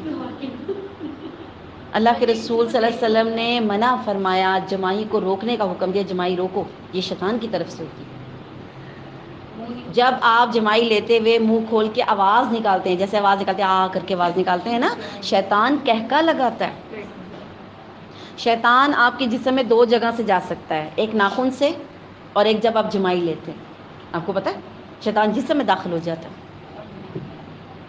ایک ناخنوں سے جاتا ہے، اور ناخن ہماری خواتین کے ماشاءاللہ، ایک لڑکی کے میں اکثر بتاتی ہوں اتنے بڑے بڑے نیلز تھے، تو میں نے کہا آپ صاف کیسے کرتی؟ کہتی میں آٹا گوندھ لیتی ہوں. تو اس کی وجہ سے سارے کھا جاتے ہیں، پک جاتے ہیں نا آگ میں. نظر بھی نہیں آتے، پک بھی میں سینس بتا رہی ہوں آپ کو، اور یہ سچی بات ہے. میں اس کو دیکھتی رہ گئی، میں نے کہا اچھا ایسے صاف کرتی ہیں آپ؟ کیونکہ جب میں بہت چھوٹی تھی نا، 9th 10th میں تھی، تو مجھے بڑا شوق تھا کہ مجھے بھی اچھے لگتے تھے لڑکیوں کو دیکھ دیکھ کے اس وقت. میں نے کہا تھوڑے سے، لیکن میں نے دیکھا اس کو صاف کرنا بڑا مشکل ہوتا ہے. وہ سر کی کالی پن سے صاف کرو نا، تو وہ ناخن ابھر جاتے ہیں، کھڑے سے ہو جاتے ہیں، پھر وہ اندر اندر پن جاتی ہے. اور وہ کیا ہوتا تھا، جب میں کھانا کھاتی تھی تو مجھے ناخنوں میں مرچیں لگتی تھی. مجھے اپنی ٹینشن تھی، تو میں کہتی پتہ نہیں کیسے بڑے لگتے. تو میں نے اس وقت میں چھوٹی ہی تھی، تو میں نے اس سے پوچھا یہ آپ کے اتنے بڑے ناخن ہیں، آپ صاف کیسے کرتی ہیں؟ کہتی میں آٹا گوندھ لیتی ہوں. نہیں ٹوٹ جاتے ہیں کپڑے دھوتے، نچوڑتے نا جب کپڑے نرم ہو جاتے ہیں، برتنوں سے اور کپڑوں سے ٹوٹ جاتے ہیں. لہسن تو مضبوط کرنے کے لیے لگاتے ہیں نا. تو یہ چیز نماز میں سستی بتا میں یہ رہی تھی کہ نماز کے اندر سستی میں جمائیاں لینا، اپنے آپ کو ترتیب دینا، کانشیس نہ ہونا، انٹرسٹ شو نہ کرنا، کھجلیاں کرنا. کبھی ایک ٹانگ پہ وزن ڈال رہے ہیں، کبھی دوسری ٹانگ پہ وزن ڈال رہے ہیں. کبھی ایک ٹانگ پہ ہم نمازیں لمبی کتنی پڑھتے ہیں، کتنی کو دیر کی ہماری نماز ہوتی ہے کہ ہم کبھی ایک ٹانگ پہ وزن ڈالتے ہیں، کبھی دوسری ٹانگ پہ وزن ڈالتے ہیں. اور اب کبھی میں نے کئی خواتین کو دیکھا، وہ پوری نماز جھوم کے پڑھ رہی ہوتی ہیں، یوں یوں یوں ہلتی جاتی ہیں، پوری نماز میں ہلتی جاتی ہیں. اور میرا بازو کا دل کرتا ہے میں اس کو کندھے سے پکڑ لوں جا کے پیچھے سے کہ یہ رک جائے. ٹھیک ہے، ہلتی رہتی ہیں. تو نماز میں کانشیس ہونا، اللہ کے آگے ادب سے کھڑے ہونا. دیکھیں ادب ہے، آپ کسی کے سامنے جمائی کیوں نہیں لیتے؟ اس کا ادب بھی تو ہے نا. آپ کھجلی نہیں کرتے، اس کا ادب بھی تو ہے نا. آپ کہیں جاتے کتنے کانشیس ہوتے ہیں کہ میں بری نہ لگوں. تو اللہ کے آگے ہم اتنے عجیب عجیب حرکتیں کر رہے ہوتے نماز پڑھتے ہوئے. ٹھیک، تو کوشش کریں ان چیزوں سے بچیں. انشاءاللہ. ٹھیک ہے. 2 چیزوں سے اللہ کے رسول نے منع کیا. پھر بتا رہی ہوں جماحی سے اور ڈکار سے. ایک شخص نبی کریم صلی اللہ علیہ وسلم کے پاس آیا اور کہا, بیٹھا ہوا تھا پاس, ڈکاریں لینے لگ گیا اونچی اونچی, جیسے ڈکاریں آتی ہیں. اللہ کے رسول صلی اللہ علیہ وسلم نے کیا فرمایا, ہمیں اپنے ڈکاروں سے دور رکھو. ڈکار پسند نہیں کی گئی, اچھی چیز نہیں ہے. اور یہ عادت ہوتی ہے لوگوں کی, ڈکار مار کے عادت ڈالی جاتی ہے. آپ کو پتہ ہے ویسے ڈکاریں اس طرح نہیں آتی, لیکن آپ جب اونچی اونچی ڈکار, تو اونچی ڈکار مت لیں نا, اس کو دبا کے لیں. ہم منہ کھول کے لیتے ہیں ڈکار, عادت بنی ہوئی ہے. میں وہی کہہ رہی ہوں نا, آپ نے گندی عادت ڈال دی اپنے اندر. ڈکار لینا پسند نہیں کیا گیا اور جمائی لینا پسند نہیں کیا گیا. اور چھینک کے جس کو کچھ بھی نہیں کہا, بلکہ کہا چھینک آئے تو کیا بولو الحمدللہ, اس کو روک لیتے ہیں کئی لوگ, ناک پکڑ لیتے ہیں, آنسو آ جائیں گے, چھینک رک جائے گی. نہیں روکنی چاہیے. اس پہ تو چھینک آئے تو کہتے ہیں الحمدللہ, اللہ تیرا شکر, تعریف کرتے ہیں اللہ کی. خود رک جائے وہ الگ چیز ہے, ٹھیک ہے, لیکن لوگ روکتے ہیں. ٹھیک ہے جی. عبادات میں سستی, اور اس میں نمازوں کا انٹرسٹ نہ ہونا اور کانشیس نہ ہونا. پھر دوسری بات بتائی گئی حدیث میں, کیا آتا ہے کہ منافق پر فجر اور عشاء کی نماز بھاری ہوتی ہے. اب آپ نے چیک کر رہے ہیں ہمارے اوپر عشاء اور فجر بھاری تو نہیں ہوتی کہیں. عشاء کے وقت دیکھیں ہم سارے دن کے تھکے ہوئے ہوتے ہیں, کام کا لوڈ ہوتا ہے. عشاء کتنی مشکل ہوتی ہے پڑھنی. اس وقت ہم کیا کرتے ہیں, اگر ہمارا مغرب کا وضو ہونا تو ہم کہتے ہیں پہلے عشاء پڑھ لو, ورنہ بعد میں کیا ہوگی, بھاری ہو جائے گی. ہم خود بھی یہ جملہ بولتے ہیں, رہ بھی جاتی ہے, مشکل بھی ہو جاتی ہے. ٹھیک ہے, اگر آپ کی طبیعت ایسی ہو رہی ہے تو آپ مغرب کے وضو میں جیسے عشاء کا نماز کا وقت داخل ہو آپ پڑھ سکتے ہیں. میں یہ نہیں کہتی نہیں پڑھ سکتے, لیکن پھر وہی بات ہے, انٹرسٹ ہونا, اللہ کی خاطر کھڑے ہونا, یہ ایک الگ چیز ہے. اور ایک مکانہ کہ بھئی یہ پڑھنی ہے. عادتاً اور عبادتاً میں فرق ہوتا ہے نا. عبادتاً نماز میں ہم کانشیس ہوتے ہیں, اللہ کو راضی کرنے کے لیے نماز پڑھتے ہیں. اور عادتاً جیسے بچپن میں عادت پڑی بھی, اب بھی پڑھیں, مرتے دم تک پڑھیں گے, وہ بھی اچھی بات ہے. اور عشاء کی نماز لیٹ پڑھنا سے زیادہ ثواب ہے. عشاء کی نماز کو اللہ کے رسول صلی اللہ علیہ وسلم نے پسند فرمایا کہ لیٹ پڑھی جائے. صرف آپ کے لیے تھوڑی آیا تھا, زلزلہ بہت سی اور وجوہات کی وجہ سے آتا ہے. ہاں جی جی جی ٹھیک ہے. تو منافق پر بالکل نماز جو ہے عشاء کی اور فجر کو آنکھ نہیں کھلتی. میں چھوٹی تھی, ایک دفعہ میں نے کہا بھائی سے, اپنے بڑے بھائی ماشاء اللہ وہ سب نمازی تھے, میں نے کہا بھائی جان آنکھ ہی نہیں کھلتی. کہتے کوئی نہیں, ایک ہی دفعہ کھل جائے گی. میں ڈر گئی, اتنی بری ڈری کہ میری آنکھ کھلنے لگ گئی. کہہ رہے کوئی نہیں, ایک ہی دفعہ کھل جائے گی. میں ان کا مطلب سمجھ گئی موت کے وقت کھلے گی آنکھ. تو فجر کے وقت آنکھ کھلتی ہے, اگر آپ رات کو نیت کر کے سوئیں تو کھلتی ہے. کانشیس, وہی بات پھر آ گئی, کانشیس الارم سے 5 دفعہ پہلے کھل جاتی ہے. اچھا, اس ٹینشن میں کہ کہیں الارم نہ بجا تو کھل جاتی ہے, کہیں الارم نہ بجا تو پہلے تھوڑے روزے الارم لگایا, بالکل پہلے سے. ٹھیک ہے نا. ہاں, اور عصر مغرب عشاء تو اکثر لوگ پڑھ لیتے ہیں. اس کی وجہ بعض اوقات یہ ہوتی ہے کہ آفیسز میں بریک دیا جاتا ہے تو وہاں پڑھ لیتے ہیں, لیکن عصر مغرب عشاء آفس میں تو پڑھ لیتے ہیں, نہیں ظہر عصر مغرب تو پڑھ لیتے ہیں آفس میں, عشاء گھر آ کے نہیں پڑھتے. تو اس کا کیا مطلب ہوا پھر, کہ وہاں 3 کیوں پڑھی تھی؟ وہ بریک ملتا ہے نا, چائے شائے پی لی, کچھ بریک مل گیا, کو فریش ہو کے آگے کام میں. ہاں ٹھیک ہے. تو یہ چیز تھوڑی سی سینس, اصل میں عبادت کیا ہے ہماری, نیت کے ساتھ ہے, کانشیس کے ساتھ ہے. تو پھر منافق کیا ہے, عبادت تو کرتا ہے لیکن اس کے اندر وہ نیت, وہ خلوص, وہ جو چیز ہے وہ نہیں ہوتی جو اصل اس کی ڈیمانڈ ہے. ٹھیک, مقصد یہ. تو نماز میں سستی کرتا ہے. عائشہ رضی اللہ تعالیٰ عنہا فرماتی ہیں, مسلم کی روایت ہے, مسلم شریف کی روایت ہے, وہ کہتی ہیں کہ نبی کریم صلی اللہ علیہ وسلم کو جب میں فجر کے لیے ذرا سی بھی ہلکی سی بھی آواز دیتی, جگاتی, یا وہ خود جاگتے تھے, تو اللہ کے رسول صلی اللہ علیہ وسلم فجر کے وقت جھٹکے سے جاگتے تھے, یعنی ایک دم اٹھ کے بیٹھ جاتے تھے. اگر آپ ایک دم اٹھ کے بیٹھیں گے نا تو آپ نماز ٹائم پہ پڑھ لیں گے. اور اگر آپ بولیں اچھا ابھی 5 منٹ میں اٹھتی ہوں, ابھی تو ٹائم ہے, ابھی تو اذانیں ہوئی ہیں, ابھی تو شروع ہوئی ہے, ابھی تو ٹائم ہے, ابھی, پھر جو آنکھ کھلتی ہے تو صبح 8 بجے کھلتی ہے. اور خواب میں پڑھ بھی چکے، وضو بھی کر چکے تھے اور پڑھ بھی چکے ہوتے ہیں، ٹھیک ہے، اپنے آپ کو دلاسا، جب اٹھتے ہیں تو کہتے ہیں وہ نماز تو گئی۔ جو شخص اذان سن کے سوتا رہتا ہے، فجر کی نماز کے لیے نہیں اٹھتا، اذان سن بھی لی ہے نہیں اٹھتا، شیطان اس کے کان میں پیشاب کر جاتا ہے۔ آپ کی گود میں کبھی بچے نے پیشاب کیا ہی ہوگا، کیسا فیل ہوتا ہے؟ اپنے بچے کا کہہ رہی ہوں، دوسروں کا تو بہت برا لگتا ہے نا، اپنے بچے آپ کے پیشاب کر دیتے ہیں، کیسا لگتا ہے؟ آپ فوراً کیا کرتے ہیں؟ کپڑے چینج کرتے ہیں نا، نہا کے فوراً دھوتے ہیں، کتنا برا لگتا ہے۔ شیطان، انسان کی بات نہیں ہو رہی، شیطان کان میں پیشاب کر جاتا ہے۔ پھر آپ صبح اٹھتے ہیں، اب ایک گندی چیز کان میں ڈال گیا ہے، آپ کے اوپر اثرات ہوں گے کہ نہیں ہوں گے؟ پھر آپ پتہ ہے کیا کہتے ہیں؟ پتہ نہیں یہ پٹھے کیوں دکھ رہے ہیں، آج جسم ٹوٹ رہا ہے، آج جسم میں جان نہیں ہے، آج میرے سے کچھ بھی نہیں ہو رہا۔ اور جس دن آپ نے فجر پڑھی ہو اس دن آپ کتنے فریش ہوتے ہیں، برکت ہوتی ہے اس دن، کام آپ صبح 9 بجے سارے کاموں سے فارغ ہو جاتے ہیں، آپ کہتے ہیں لے برتن بھی دھل گئے، صفائیاں بھی ہو گئی۔ آج تو کیا ہے، کس چیز کی وجہ سے یہ ہو رہا ہے وہ سوچیں نا۔ نماز کی برکت ہے، نماز نہیں پڑھتے تو کان میں شیطان پیشاب کر جاتا ہے، ٹھیک۔ اللہ تعالیٰ ہمیں یہ باتیں سمجھا دیں، ہمیں سمجھ آ جائے ان باتوں کی۔ ہم صرف حدیث سنتے ہیں، آگے چلے جاتے ہیں نا، اس کو سمجھنے کی کوشش نہیں کرتے، ٹھیک ہے۔ پھر ایک اس کی کیا نشانی ہے؟ عصر کی نماز آخری وقت میں پڑھتا ہے منافق۔ عصر کا ٹائم ایسا ہوتا ہے، کھانا شانا کھا کے نا آپ تھوڑے فارغ ہو جاتے ہیں، عصر کی نماز میں ہوتا ہے نا، تھوڑی سستی آتی ہے، کسی کام کو نا دل نہیں کر رہا ہوتا عصر کے ٹائم پہ، خاص کیونکہ صبح کے لگے ہوتے ہیں کھانا شانا بنا کے بچوں کو ٹیوشن بھیج کے، تو وہ کتنا مزے کا ٹائم ہوتا ہے نا، اپنا ٹائم۔ تو اس وقت عصر کا جب ٹائم ہوتا ہے تو وضو ہو بھی تو آپ کیا کرتے ہیں؟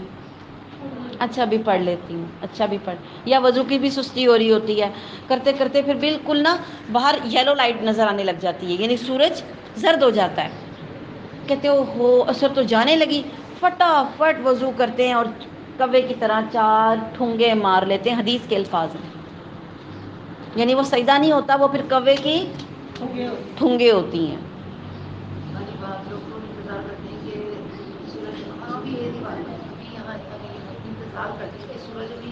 کیا انتظار کرنا، اول وقت میں پڑھنے کا ثواب ہے نماز کا، اول وقت میں پڑھیں، اور اکثر تو ظہر اثر پاس پاس ہوتی ہیں، تو ظہر کے وضو سے ہی اثر پڑھ لیں، ٹھیک ہے۔ لیکن شیطانی حملہ ہے نا، تو وہ سستی لاتا ہے، ٹھیک، اور گیا پھر تو مغرب کے وقت کی آنکھ کھلتی ہے نا، تو پھر کہتے ہو انا للہ۔ نبی کریم صلی اللہ علیہ وسلم نے کیا فرمایا؟ جس کی عصر کی نماز چھوٹ گئی وہ گویا ایسا ہے کہ اس کا گھر بار مال اسباب سب تباہ ہو گیا، لٹ پٹ گیا۔ اب آپ کہیں گے آپ کو سمجھ آئی یہ بات کیا ہے؟ میں آپ کو مثال دیتی ہوں، کوئی شخص دفتر میں بیٹھا ہے، کام کر رہا ہے، اس کو گھر سے کال آتی ہے تمہارے گھر کو آگ لگ گئی ہے اور تمہارے بچے بیوی اور مال جل گیا ہے، اس بندے کی کیا کیفیت ہوگی؟ کیا کیفیت ہوگی اس کی؟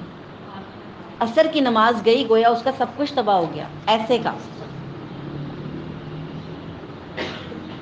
نبی کریم صلی اللہ علیہ وسلم نے کیا کہا؟ میرا دل کرتا ہے میں جا کے ان گھروں کو آگ لگا دوں جہاں مرد گھر میں نمازیں پڑھتے ہیں، لیکن مجھے عورتوں اور بچوں کا خیال آتا ہے جن پہ مسجد میں نماز فرض نہیں آ کر ادا کرنا، ٹھیک ہے۔ تو کیا ہے؟ فرض ہے، فرض ہے، اور اس فرض میں کوتاہی ہو رہی ہے، یہ منافقت کی علامت ہے، ٹھیک۔ تو غلط ہے، نماز مرد کی گھر میں نہیں ہوتی، مجبوری میں ہوتی ہے، بیمار ہے، بخار ہے، نہیں چل کے جا سکتا، اس صورت میں گھر میں، یا بارش ہے، بارش میں نہیں جا سکتے، ٹھیک۔ لیکن عام حالات میں سوال ہی پیدا نہیں، تو مردوں کی نماز ہوتی نہیں گھر میں، جماعت کے ساتھ ہوتی ہے، پھر کیوں اللہ نے حکم دیا؟ پھر جماعت کا حکم کیوں ہے؟ پھر مسجدیں کیوں ہیں؟ اگر مسجدیں آباد ہی نہیں کرنی تھی تو پھر مسجدوں کا حکم کیوں ہے؟ اور مسجدیں آباد کس نے کرنی تھی؟ مردوں نے ہی کرنی تھی نا، ٹھیک ہے۔ پھر چھٹا کام جو منافقت کی علامت میں آتا ہے، ریا کے لیے کام کرتے، لوگوں کو دکھانے، کرتے ہیں اچھے کام لوگوں کو دکھانے کے لیے۔ سورہ نساء آیت نمبر 142، یہ ایک ایک حصہ اسی آیت کا، آیت 42 ہی چل رہی ہے، 142 ہی چل رہی ہے، اسی کا اگلا حصہ ہے۔ جب نماز پڑھتے تو سستی سے پڑھتے ہیں اور لوگوں کو دکھانے کے لیے پڑھتا ہے، ٹھیک، لوگوں کو دکھانے کے لیے پڑھتا ہے۔ مثال کے طور پہ آپ نماز پڑھ رہے تھے اپنے طریقے سے، کمرے میں کوئی آ گیا، آپ کی رکھتے لمبی ہو گئی، اطمینان آ گیا. کیوں؟ وہ کیوں آتی ہے رکعت لمبی کیوں ہو جاتی ہے؟ چھوٹا سا شرک ہے، چھوٹا سا، سمجھ نہیں آتا یہ شرک ہوتا ہے. آپ اللہ کے لیے نماز پڑھے تو پہلے بھی رکعتیں لمبی ہونی چاہیے تھی نا. کمرے میں کوئی آ گیا رکعت لمبی کیوں ہوئی آپ کی؟ بیٹھ کے نماز پڑھ رہے تھے، کوئی بندہ آیا تو کھڑے ہو کے پڑھنے شروع ہو گئے. نہیں نہیں، ہو جاتی ہے لمبی. جو دکھانے کے لیے پڑھتے ہیں نا ان کی لمبی ہو جاتی ہیں. ہاں ٹھیک ہے. تو مسند احمد کی روایت ہے، نبی کریم صلی اللہ علیہ وسلم نے فرمایا میں جس چیز سے تم میں سے سب سے زیادہ جس چیز کے بارے میں ڈرتا ہوں وہ شرک اصغر ہے. صحابہ کرام سے اللہ کے رسول نے کہا میں تمہارے بارے میں جس چیز سے سب سے زیادہ ڈرتا ہوں وہ کیا ہے؟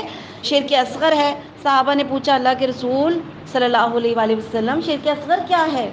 تو آپ نے فرمایا ریا، دکھاوا، اس کو شرک اصغر کہا جاتا ہے. یہی پھر بڑا ہو جاتا ہے، یہی بڑا ہو جاتا ہے. اسی طرح ایک حدیث ہے، نبی کریم صلی اللہ علیہ وسلم نے فرمایا قیامت کے دن 3 لوگوں سے جہنم کی آگ کو بھڑکایا جائے گا، آغاز کیا جائے گا. 3 لوگوں سے.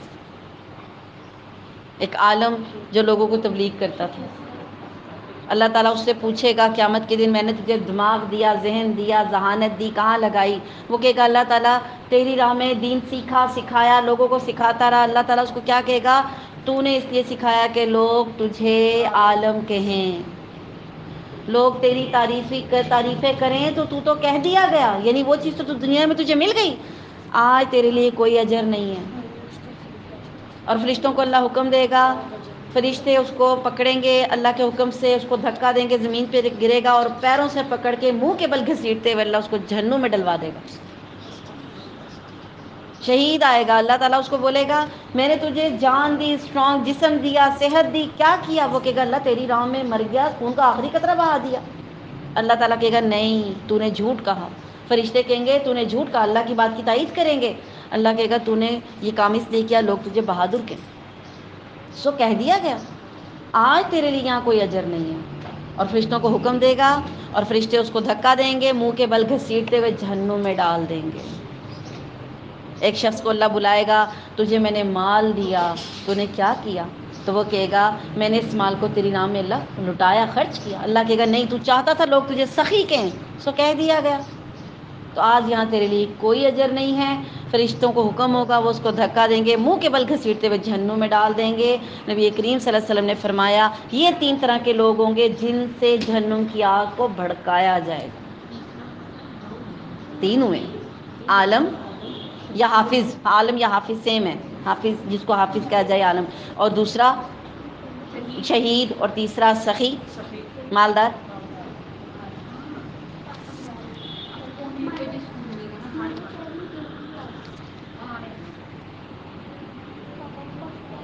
دکھاوے میں صدقہ، نماز، روزہ، حج، سارا کچھ اس میں آ جاتا ہے جو ہم دکھاوے کے لیے کرتے ہیں. 7واں جو ہے اللہ کا ذکر نہیں کرتے. منافق لوگ اللہ کا ذکر نہیں کرتے، وہ تھوڑا کرتے ہیں اگر کریں تو. ٹھیک ہے، جیسے اگر آپ کسی کو کہیں سبحان اللہ، اول تو یہ جملہ بولتے ہی نہیں ہے سبحان اللہ، تو لوگ دیکھنے لگ جاتے کون سا غلط کام ہوا ہے، سبحان اللہ کیوں کہا ہے. ہوتا ہے نا، غلط ٹرم یوز کرتے ہیں. اگر کوئی انشاءاللہ کہتا ہے تو اس کا کیا مطلب ہے اس نے نہیں کرنا. جیسے میں نے پہلے بتایا ماشاءاللہ کہیں تو فوراً دیکھتے ہیں میں تمہیں موٹا کہاں سے لگ رہا ہوں، میں کوئی موٹا ہوں جو مجھے ماشاءاللہ بولا. الٹا کنسیپٹ آ گیا، کیونکہ اذکار کرتے جو نہیں، جب منہ سے نکلیں گے تو اس کی نیگیٹو پوائنٹ نکالنا شروع کر دیں گے. آپ کے بچے کو کوئی ماشاءاللہ بڑا اچھا تو آپ کو ایک دم فکر لگ جاتی ہے، نظر لگا دے گی. آپ کہیں گے بس تھوڑے دن ہوئے ہیں، تھوڑا صحت پکڑی ہے، ابھی تو اتنی بیماری سے اٹھا ہے. پٹافٹ آپ اس کا رد ڈالنے لگ جائیں گے. اذکار سے دور، اذکار سے دور. ٹھیک ہے. اسی طرح سلام بھی نہیں کریں گے. سلام کریں گے تو آج تک سلام بھی ٹھیک نہیں ہوا. السلام علیکم، السلام علیکم، السلام علیکم، سب کے میننگ چینج ہیں، سب غلط ہیں، بدعائیں بن جاتی ہیں. کیا ہے سلام؟ السلام علیکم ورحمۃ اللہ وبرکاتہ. لام کھا جاتے ہیں، الف کھا جاتے ہیں. ٹھیک، سلام ہی ٹھیک نہیں ہوتا، اذکار ہی نہیں ہے. تو منافق کیا ہے؟ ذکر ہی نہیں کرتا اللہ کا، یا کرتا ہے تو بہت تھوڑا کرتا ہے. ٹھیک. اللہ تعالیٰ نے سورہ بقرہ آیت نمبر 152 میں کیا ارشاد فرمایا؟ تم میرا ذکر کرو میں تمہیں یاد رکھوں گا. بالکل. تم میرا ذکر کرو میں تمہارا ذکر کروں گا، میں تمہیں یاد رکھوں گا. اور اللہ تعالیٰ کہاں ذکر کرے گا؟ فرشتوں کے پاس کرے گا. ٹھیک. اسی طرح سورہ الحجر آیت نمبر 28، مومن تو وہ ہے کہ جن کے دل اللہ کے ذکر سے اطمینان پاتے ہیں. ٹھیک. 8ویں جو خصوصیت ہے، جو منافق ہوتا ہے وہ مومنوں کو بیوقوف سمجھتا ہے اور ایمان لانے والوں کا مذاق اڑاتا ہے. یہ اس کے اندر 8ویں صفت ہے. سورہ بقرہ آیت نمبر 12 میں ارشاد ہوتا ہے، اور جب ان سے کہا جاتا ہے ایمان لاؤ کہ جیسے یہ صحابہ ایمان لائے، تو وہ کہتے ہیں ہم ایمان لائے جیسے ایمان لائے بیوقوف لوگ. ٹھیک. اور جب آیت نمبر 14 میں ارشاد ہوتا ہے، اور جب وہ اپنے صحابہ میں اور جب صحابہ میں ہوتے ہیں تو کہتے ہیں ہم ایمان لائے، اور جب اپنے شیاطین میں ہوتے ہیں تو کہتے ہیں ہم تو تمہارے ساتھ ہیں، ہم تو ان کے ساتھ ہنسی مذاق کرتے ہیں، ہم تو ان کے ساتھ جوک کرتے مذاق کرتے ہیں. ٹھیک. مذاق کرنا، مذاق اڑانا، اپنے آپ کو برتر سمجھنا، دوسرے کو گھٹیا سمجھنا. مثال کے طور پہ دین کا مذاق اڑانا. ملا دی دوڑ مسجد تک. پھر مولویوں کے حلووں کا مذاق، روزوں کا مذاق، افطاریوں کا مذاق. ہاں 200 چوہے کھا کے 100 چوہے کھا کے بلی حج کو گئی. جی. پھر 9واں جو ان کا کام ہے، افواہیں پھیلاتے ہیں. مشرکین مکہ کیا کرتے تھے؟ جب نبی کریم صلی اللہ علیہ وسلم غزوات کے لیے جاتے تھے، یہ پیچھے افواہیں پھیلاتے تھے، ان کو شکست ہو گئی، دیکھو مارے گئے، اور لوگوں میں غلط فہمیاں پیدا کرتے تھے کہ دیکھو یہ مدینہ میں آئے تو ہمارے بندے کیسے مارے جا رہے ہیں. ٹھیک. افواہیں پھیلاتے ہیں. آیت نمبر سورہ احزاب آیت نمبر 60، آیت نمبر 60 یا 66 ہے. اگر اب بھی یہ منافق اور جن کے دلوں میں بیماری ہے وہ کیا کرتے ہیں؟ مدینہ میں افواہیں پھیلاتے ہیں، افواہیں پھیلانے کا کام کرتے ہیں. ٹھیک. دشمنوں سے لڑنے کے لیے جب بھی جاتے تھے یہ پیچھے لوگوں میں انتشار پھیلا کے، افواہیں پھیلا کے ان کو کمزور کرتے تھے. 10واں پوائنٹ، ان کا تقدیر پر ایمان کمزور ہوتا ہے. تقدیر پر ایمان کس طرح کہ آل عمران آیت نمبر 168، یہ منافق ان صحابہ کے بارے میں جو جنگ میں گئے یہ کہتے ہیں کہ اگر وہ جنگ میں نہ جاتے تو آج ہمارے ساتھ ہوتے، اگر وہ جنگ میں نہ جاتے تو آج ہمارے ساتھ ہوتے. تو اللہ تعالیٰ نے کہا ہے نبی ان سے کہہ دو کہ اپنی جانوں کو پھر موت سے بچا لو اگر تم سچے ہو. ٹھیک. اب ہم اس پہ کیسے عمل کرتے ہیں؟ اس چیز پر ہم یہ کہتے ہیں ایک تقدیر پر ہاں ہمارا ایمان نہیں ہوتا. ہم کہتے ہیں اگر اسپتال جلدی لے جاتے تو بچ جاتا، اگر میں آج اس کو بائک نہ لے کے دیتا، اس کا ایکسیڈنٹ نہ ہوتا، اس کی ٹانگیں نہ ٹوٹتی. اسی طرح کہتے ہیں کہ وہ پلاٹ لے لیتے تو آج اتنے کا بکتا، اس وقت نہیں لے سکے یا اس وقت نہیں لیا. ٹھیک ہے. تقدیر پہ بھروسہ نہیں ہے نا. اس وقت آپ کی تقدیر میں لینا نہیں تھا، آج آپ اس کو یاد کر کر کے کوس رہے ہو. یا آپ کہتے ہیں وہ زیور آج میرے پاس ہوتا تو اتنے کا بکتا، میرے بچوں کے کام آ جاتا. ٹھیک. آپ کے پاس جو جتنے ٹائم کے لیے جو چیز آپ کے نصیب میں اتنی دیر رہتی ہے، ان چیزوں کو یاد کر کر کے اپنے آپ کو غمگین کرتے ہیں، تقدیر پہ بھروسہ نہیں کرتے. یہ بھی منافقت کی علامت ہے. ٹھیک. جو چیز آپ کے نصیب میں تھی، جتنا فائدہ تھا وہ آپ نے اٹھا لیا. تو ایسی باتیں سوچ سوچ کر تقدیر کا انکار ہوتا ہے، اور یہ بھی منافقت کی علامت ہے. ٹھیک. 11واں جو پوائنٹ ہے، منافق مومن کو ذلیل کرنے کی کوشش کرتے ہیں، ذلیل کرتے ہیں. جیسے بھی میں نے بتایا مولوی صاحب جو ہیں ان کو تو بس حلوے کھلا دو، مذاق. ٹھیک ہے. کبھی سوچا وہ کیوں یہ کھاتے ہیں؟ آپ کی طرح وہ مرغ نہیں کرتے یا اس طرح کی چیزیں نہیں کھا سکتے. حلوہ ایک ایسی چیز ہے فوری طور پہ تیار ہو جاتا ہے، فوری مل جاتا ہے، تقویت دیتا ہے. وہ قرآن و حدیث کا علم سیکھ رہے ہیں، سکھا رہے ہیں، وہ یہ چیزیں کھاتے ہیں، ان کو تقویت مل جاتی ہے، قوت بخشتی ہے، پیٹ بھر جاتا ہے. وہ پیٹ بھرنے کے لیے حرام نہیں کھا رہے، وہ پیٹ بھرنے کے لیے کسی کا مال نہیں کھا رہے. آپ ان کے حلووں کے پیچھے پڑے ہوئے. مذاق اڑانا، ذلیل کرنا، داڑھی کا مذاق اڑانا، ذلیل کرنا، پردے کا مذاق اڑانا. ٹھیک. باتوں کو گھما گھما کر کرنا. آپ کسی کے بارے میں تعریف کرتے ہیں، یہ بہت اچھا، آپ کہتے ہیں چلو اللہ ہدایت دے. آپ ہدایت کی دعا نہیں مانگ رہے ہوتے، آپ کیا کر رہے ہوتے ہیں؟ ذلیل کر رہے ہوتے ہیں، اس کو نشانہ بنا رہے ہوتے ہیں اپنی باتوں کا. یہ منافقت کی علامت ہے. میں تھوڑی مثالیں دے رہی ہوں، آپ خود اس پہ غور کیجیے گا اور کیا کیا مثال آ سکتی ہے. ٹھیک. پھر نمبر 12 جو منافق ہے وہ زمین میں فساد مچاتا ہے. سورہ بقرہ آیت نمبر 11 اور 12 میں ارشاد ہوتا ہے جب ان سے کہا جاتا ہے زمین میں فساد نہ کرو تو کہتے ہیں کہ ہم تو صلح کرنے والے، ہم تو فساد کرتے ہی نہیں. ٹھیک. اور لازمی بات ہے منافقت ایک ایسا عمل ہے جس کی وجہ سے آٹومیٹک فساد مچتا ہے. یہ جتنی خصوصیات ہم نے ابھی 11 پڑھی ہیں، اگر یہ ایک بندے میں ہوں تو فساد تو مچے گا ہی، فساد تو آٹومیٹک مچے گا۔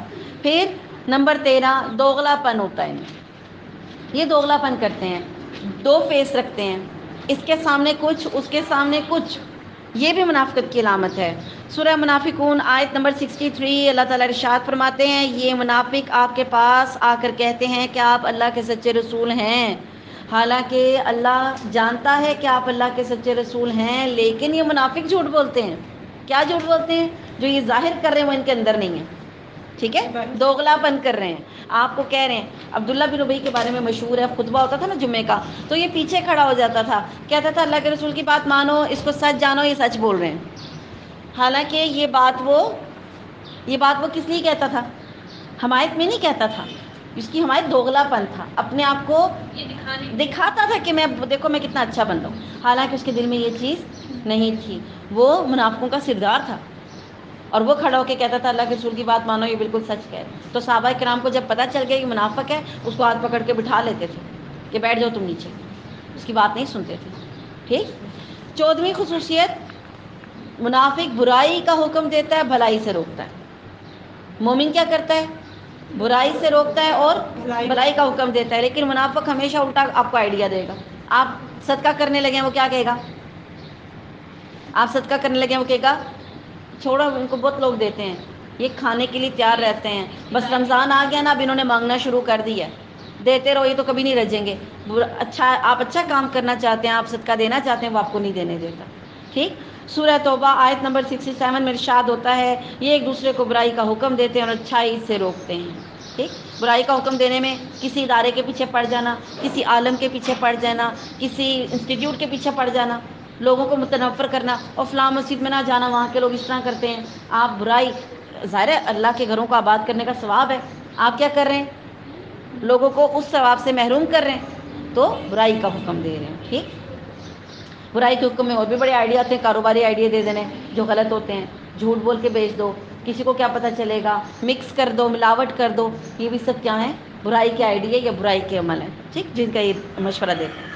15واں جو پوائنٹ ہے، منافق بخیل ہوتا ہے، اور بخیل ہوتا ہے، کیوں بخیل ہوتا ہے؟ اس کا بنتا ہے، وہ چاہتا نہیں کسی دوسرے کو وہ فائدہ دینا ہے، وہ اپنی ذات کو فائدہ نہیں دے سک رہا، وہ دوسرے کو کیا فائدہ دے گا، اس کی مٹھی بند رہتی ہے، وہ بخیل ہوتا ہے، ٹھیک ہے۔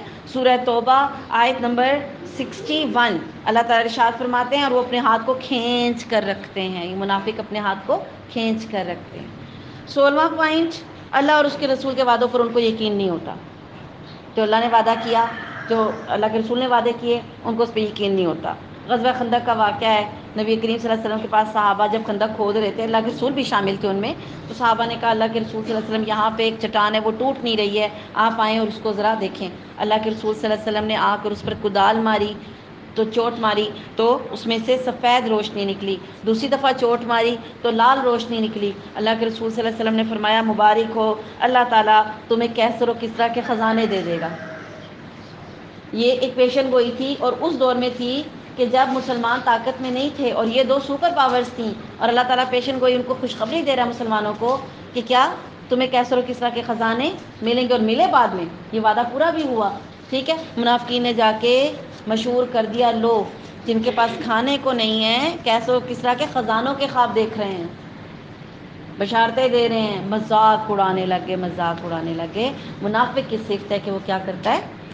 مذاق اڑاتا ہے، کس چیز کا؟ اللہ کے اور اس کے رسول پر، اس کا وعدوں پر ایمان نہیں ہوتا، ٹھیک۔ اس کے بعد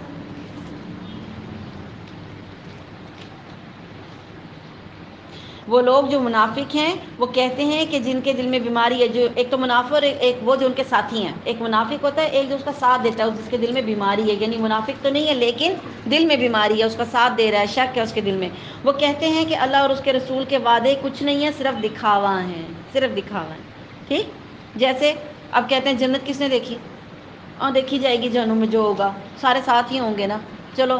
جیسے آپ کہتے ہیں میں تمہارا گریبان پکڑوں گا، قیامت کو لے لینا، یہ سب کیا باتیں ہیں؟ اللہ کے وعدوں پہ یقین نہ ہونے کی علامت۔ اگر پتہ ہو کہ جنت جہنم ہے تو پھر غلط کام کریں گے، یہ چیزیں ہاں، یہ نا عقیدہ ہونے کی علامت ہے، ٹھیک، کہ وعدوں پر اس کا کوئی یقین نہیں ہے۔ 17واں پوائنٹ، لوگوں کے ڈر سے گناہ نہیں کرتے، اکیلے میں گناہ کرتے ہیں۔ لوگوں کے سامنے اچھا اچھا نیک نیک، خیرات بھی ہو رہا ہے، غریبوں کے سر پہ ہاتھ پھیرے، ان کو گلے لگا رہے ہیں، اکیلے میں دھتکار کے ڈانٹ کے بھیج دیتے ہیں، اکیلے میں گناہ کر. ٹھیک. سورہ نساء آیت نمبر 108، وہ لوگوں سے تو چھپ جاتے ہیں مگر اللہ سے چھپ نہیں سکتے. اور راتوں کو راتوں کو کیا کرتے ہیں؟ اللہ کی ناپسندیدہ باتوں کے خفیہ مشورے کرتے ہیں. اس وقت بھی اللہ ان کے پاس ہوتا ہے، اللہ ان کے تمام اعمال کو گھیرے ہوئے ہے.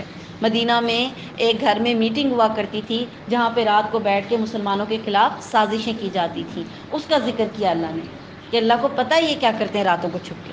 دن میں لوگوں کے سامنے نیک بنے، مومن بنے، رات کو جا کے میٹنگز کرتے تھے. ٹھیک.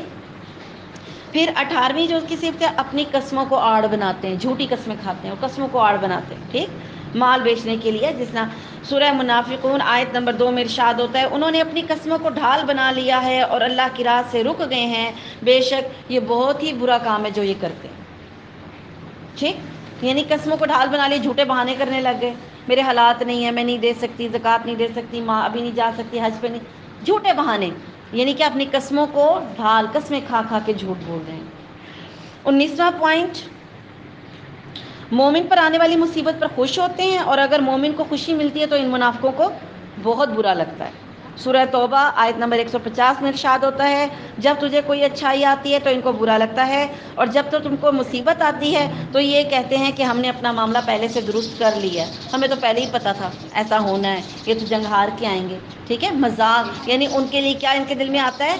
جب برائی پہنچتی ہے تو خوش ہوتے ہیں، اور جب مسلمانوں کو اچھائی آتی ہے تو ان کو برا لگتا ہے. ٹھیک. اور 20ویں صفت ان کے اندر کیا ہے کہ اللہ اور اس کے رسول کے احکامات کو اپنے لیے حکم نہیں مانتے، اس کو اپنے اوپر لاگو نہیں کرتے. جیسے آج ہم نے سورت میں پڑھا، سورہ نور آیت نمبر 48، جب ان سے کہا جاتا ہے کہ آؤ تمہارے درمیان اللہ اور اس کے رسول کی طرف سے کہ تمہارے درمیان فیصلہ کر دیں، تو منہ پھیر کر چلے جاتے ہیں. لیکن اگر فیصلہ ان کے حق میں ہو تو پھر کیا ہوتا ہے؟ بڑی خوشی سے آتے ہیں. ٹھیک. تو اس میں کیا ہے؟ جب اختلاف ہوتا ہے تو پھر قرآن و سنت کی طرف نہیں آنا، اور اگر اپنی مرضی کا معاملہ ہے تو پھر فوراً بیٹھ جانا. مثال کے طور پہ بہنوں کو وراثت دینی چاہیے، مانتے ہیں لیکن چور راستے ڈھونڈتے ہیں. جو فتویٰ دے دے کہ جی آپ اپنا کاروبار کر لو، پھر آہستہ آہستہ کر کے دے دینا، 2 بھائی ایک ایک بہن کو کر کے دے دینا، اس طرح کر کے، تو وہ بڑا اچھا فتویٰ لگتا ہے. لیکن جہاں قرآن حدیث کے مکمل احکامات موجود ہیں کہ وراثت کو جلدی تقسیم کرو اور بانٹ کے دے دو اور بہنوں کو حصہ دو، بیٹیوں کو حصہ دو، اس بات پہ عمل نہیں کرتے. یہ ایک مثال ہے وراثت کی، زندگی کے بہت سے میدانوں میں یہ حرکتیں کرتے ہیں. ٹھیک. مسلمان کا کیا ہونا چاہیے؟ سمعنا و اطعنا، سنا اور اس وقت اسی پر عمل کر لیا. ٹھیک. اب اگر کسی کے اندر یہ علامتیں موجود ہیں تو کرنا کیا ہے؟ سب سے پہلے اپنی اصلاح کرنی ہے، نادم ہونا ہے، کوشش کرنی ہے سوچنے کی کہ میرے اندر یہ علامتیں تو نہیں ہیں، 20 میں سے 1 ہے، 2 ہیں، کتنی ہیں؟ پہلے تو یہ چیک کرنا ہے. پھر سب سے پہلے نادم ہو کے توبہ کرنی ہے. خالص منافق کے لیے سورہ نساء آیت نمبر 146 میں اللہ تعالیٰ نے کیا ارشاد فرمایا؟ مگر جو لوگ توبہ کر لیں، پہلی کیا ہے؟ توبہ، اور اپنی اصلاح کر لیں. توبہ کے بعد اصلاح ضروری ہے، خالی توبہ استغفار کا ورد کافی نہیں ہے، اصلاح بھی کرنی پڑے گی. اور اللہ کی رسی کو پھر تھام لیں، دوبارہ وہ غلطیاں نہ کریں. ٹھیک. اور اپنے دین کو اللہ کے لیے خالص کر لیں، کیونکہ یہ ناخالص ہونے کی وجہ سے کام ہوئے تھے نا، تو اپنے دین کو اللہ کے لیے خالص کر لیں. تو یہ لوگ کون ہیں؟ مومنین ہیں. پھر اللہ ان کو مومنین کہتا ہے، منافقین نہیں کہتا. ٹھیک ہے. اور پھر ان مومنین کے لیے اللہ تعالیٰ کے پاس اجر عظیم ہے. کتنی بڑی رحمت ہے نا. اتنی برائیاں 20 میں نے گنی، بہت ساری اور بھی ہوں گی، بہت ساری اور بھی ہوں گی. اتنی برائیاں اندر ہوں اور ایک انسان توبہ کرے، اللہ اس کو معاف کر دے. ہم تو کسی کی ایک خطا نہیں معاف کرتے، ہم تو کسی کی ایک خطا نہیں معاف کر سکتے، اللہ تعالیٰ معاف کر دیتا ہے. اصلاح کر لو، توبہ کر لو، نادم ہو جاؤ، اللہ کی رسی کو تھام لو، خالص ہو جاؤ اللہ کے لیے. اللہ نے کہا میرے پاس اجر عظیم ہے. ٹھیک. اور جو عام علامتیں جیسے ساری نہیں ہیں، تھوڑی بہت ہیں، تو اس نے بھی کیا کرنا ہے؟ سب سے پہلے نادم ہونا ہے، توبہ کرنی ہے، اپنی اصلاح کرنی ہے، آئندہ کبھی نہ کرنے کا وعدہ کرنا ہے، میں آئندہ یہ کام نہیں کروں گی اور اپنی اصلاح کروں گی. ٹھیک ہے. تو اس کے لیے بھی انشاءاللہ تعالیٰ معافی ہے. جو توبہ کیے بغیر مر گیا اس کا انجام بھی دیکھ لیں. سورہ توبہ آیت نمبر 68 میں ارشاد ہوتا ہے، اللہ وعدہ کر چکا ہے منافق مرد اور منافق عورتوں کے لیے کہ وہ جہنم کی آگ میں رہیں گے. وعدہ ہے اللہ کا. جیسے مشرک کے لیے نا، ایسے منافق کے لیے، ایسے ہی کافر کے لیے. کیا کہ ان کے لیے جہنم کی آگ ہے، اس میں وہ ہمیشہ رہیں گے اور ان پر اللہ کی لعنت بھی ہوگی، ان پر اللہ کی لعنت ہوگی، اور یہ عذاب ان سے بالکل بھی ہلکا نہیں کیا جائے گا، نہیں ہٹایا جائے گا. ٹھیک ہے. پھر سورہ نساء آیت نمبر 145 میں اللہ ارشاد فرماتے ہیں منافق وہ ہے جو جہنم کے سب سے نچلے گڑھے میں ہوں گے اور ان کو وہاں کوئی بھی مددگار نہیں ملے گا. آیت نمبر 145. ٹھیک ہے. الحمدللہ جو کچھ سیکھا ہے اللہ تعالیٰ اس کو سمجھنے کی، اس پہ اپنے فہم کو پختہ کرنے کی اور اس پر عمل کرنے کی توفیق عطا فرمائے. آج سے پہلے ہمارے اندر اگر یہ کوئی علامتیں ان میں سے جو بھی ہیں تھیں، اس پر ہم معافی مانگتے ہیں، اللہ تعالیٰ ہمیں معاف کر دے. آئندہ کے لیے انشاءاللہ تعالیٰ دعا کرتے ہیں کہ اللہ تعالیٰ ہمیں توفیق دے کہ ہم اپنے ٹریک سیدھے کر لیں، اپنے راستے سیدھے کر لیں. جتنی بھی خطائیں ہوئی ہیں اللہ تعالیٰ ہمیں معاف کر دے، دانستہ ہوئی ہیں یا نادانستہ ہوئی ہیں، چھوٹی ہوئی ہیں یا بڑی ہوئی ہیں، اللہ تعالیٰ سب پر ہمیں معاف کر دے اور ہمیں ادراک دے کہ ہم نے کہاں کہاں غلطی کی ہے، اور ہر غلطی کے اوپر ہمیں اصلاح کا موقع دے. آمین. اور مرنے سے پہلے ہم اصلاح بھی کر جائیں اور توبہ بھی کر جائیں. آمین. جتنے لوگ بیمار ہیں اللہ تعالیٰ سب کو شفائے کاملہ عطا فرمائے. جو لوگ فوت ہو چکے ہیں ان کی تمام بشری خطاؤں کو اللہ تعالیٰ معاف کر کے جنت الفردوس میں جگہ عطا فرمائے. ہمیں ہمارے والدین کے لیے صدقہ جاریہ بنا دیں، ہمارے بچوں کو ہمارے لیے صدقہ جاریہ بنا دیں. تقبل منا انک انت السمیع العلیم. سبحانک رب العزة عما یصفون وسلام علی المرسلین والحمد للہ رب العالمین. السلام علیکم ورحمۃ اللہ وبرکاتہ. وعلیکم السلام ورحمۃ اللہ وبرکاتہ. بارک اللہ.